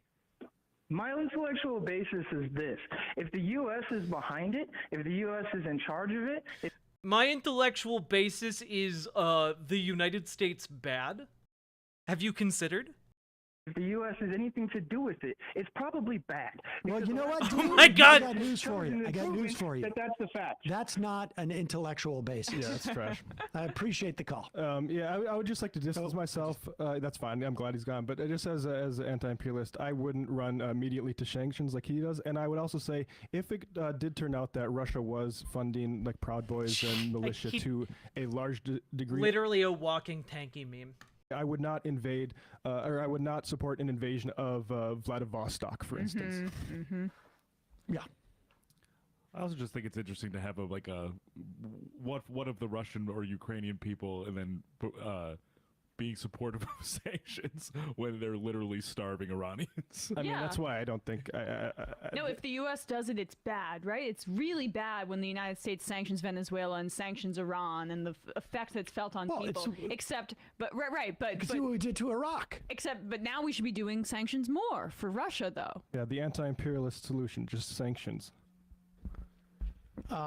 It's just so I'm sorry, it's just childish to talk about the Azov battalion and its influence within the Ukrainian military without putting the context out there that pretty much every military force in the world has right-wing, fascist, Nazi, whatever influence within it because it's a military operation. Yeah, we had multiple guests, I think, at the beginning of the conflict to talk about and where we directly address this. People who had spent considerable amount of time in Ukraine, and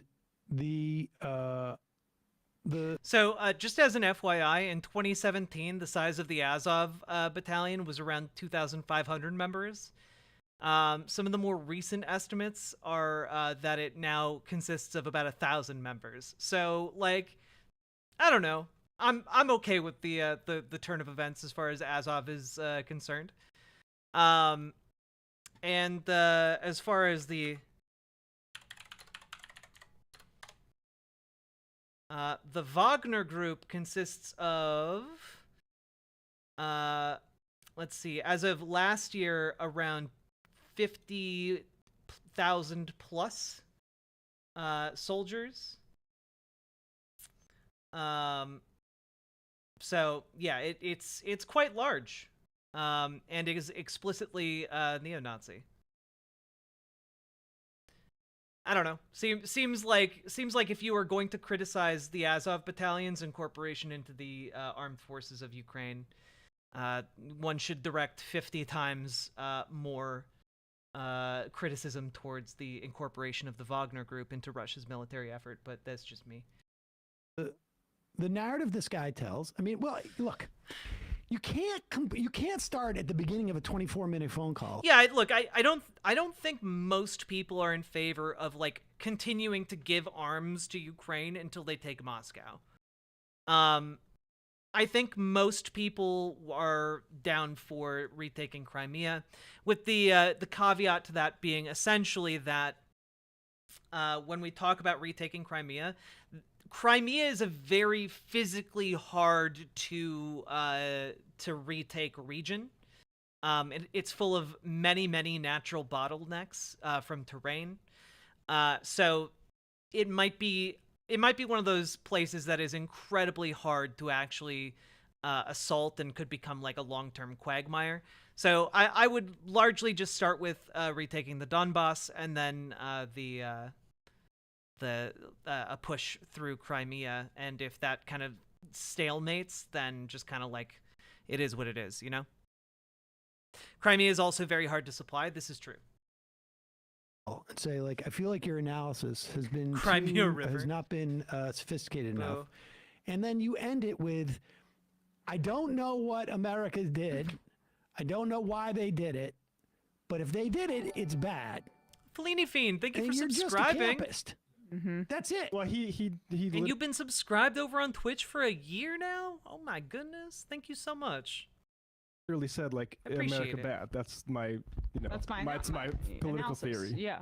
And like you don't even have to go. You don't even have to go to yesterday to hear criticism of American foreign policy historically. You just were talking about it within the context of Haiti earlier in the program. So it's not like, we've been shy. The reason why I've been sitting here for 20 years was because of the Iraq War, a completely unjustifiable invasion, illegal invasion and occupation. Yeah, Sentient Waffle, it also has to do with, the whole 2014, revolution against, oh God, what's his name? I always forget his name.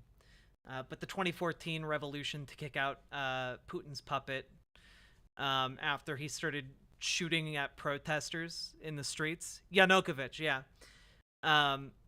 Look,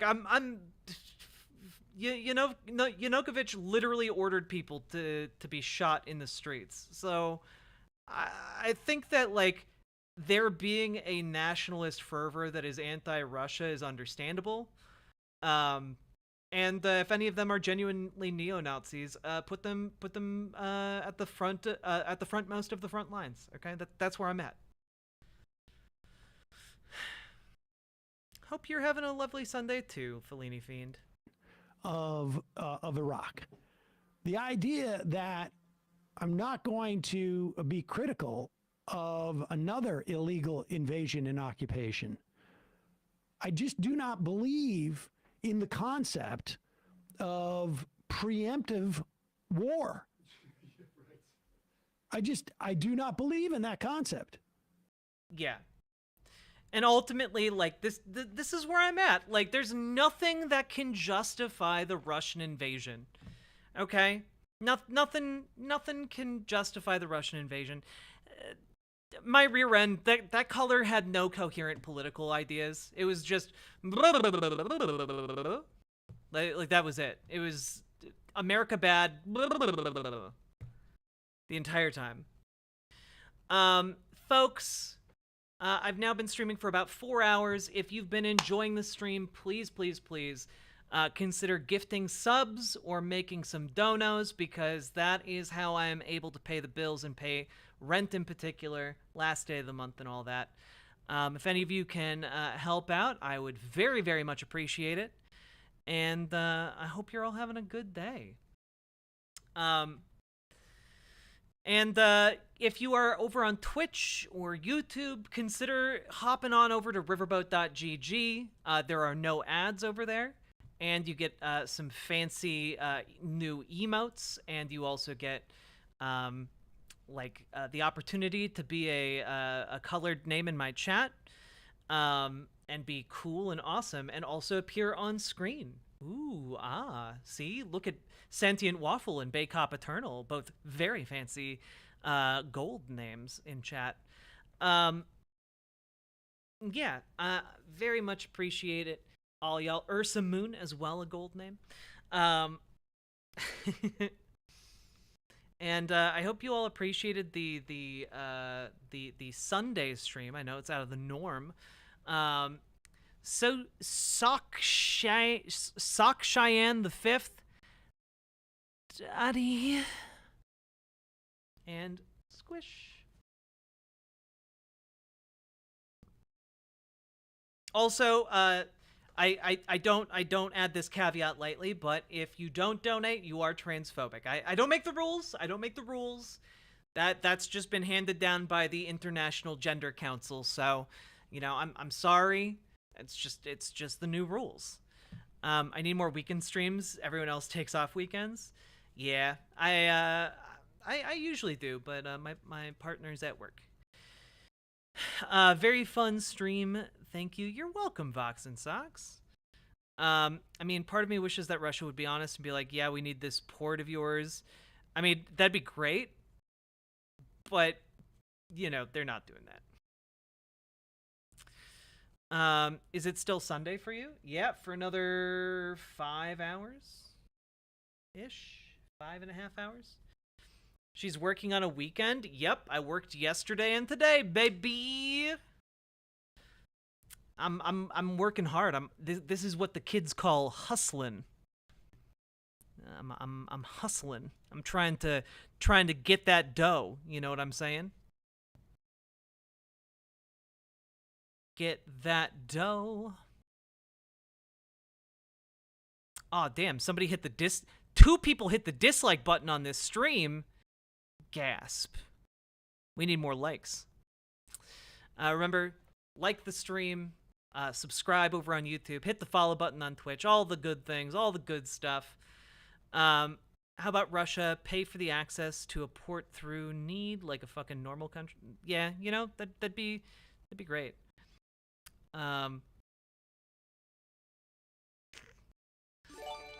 DJ Shannon K, thank you for gifting a sub over on Twitch. I appreciate it. Thank you. And folks, I'm gonna have to pop off here. I love y'all very much. Thank you for the handful of subs and donos today, folks. I enjoyed making content for you. Hope you all enjoyed your time here. Squish.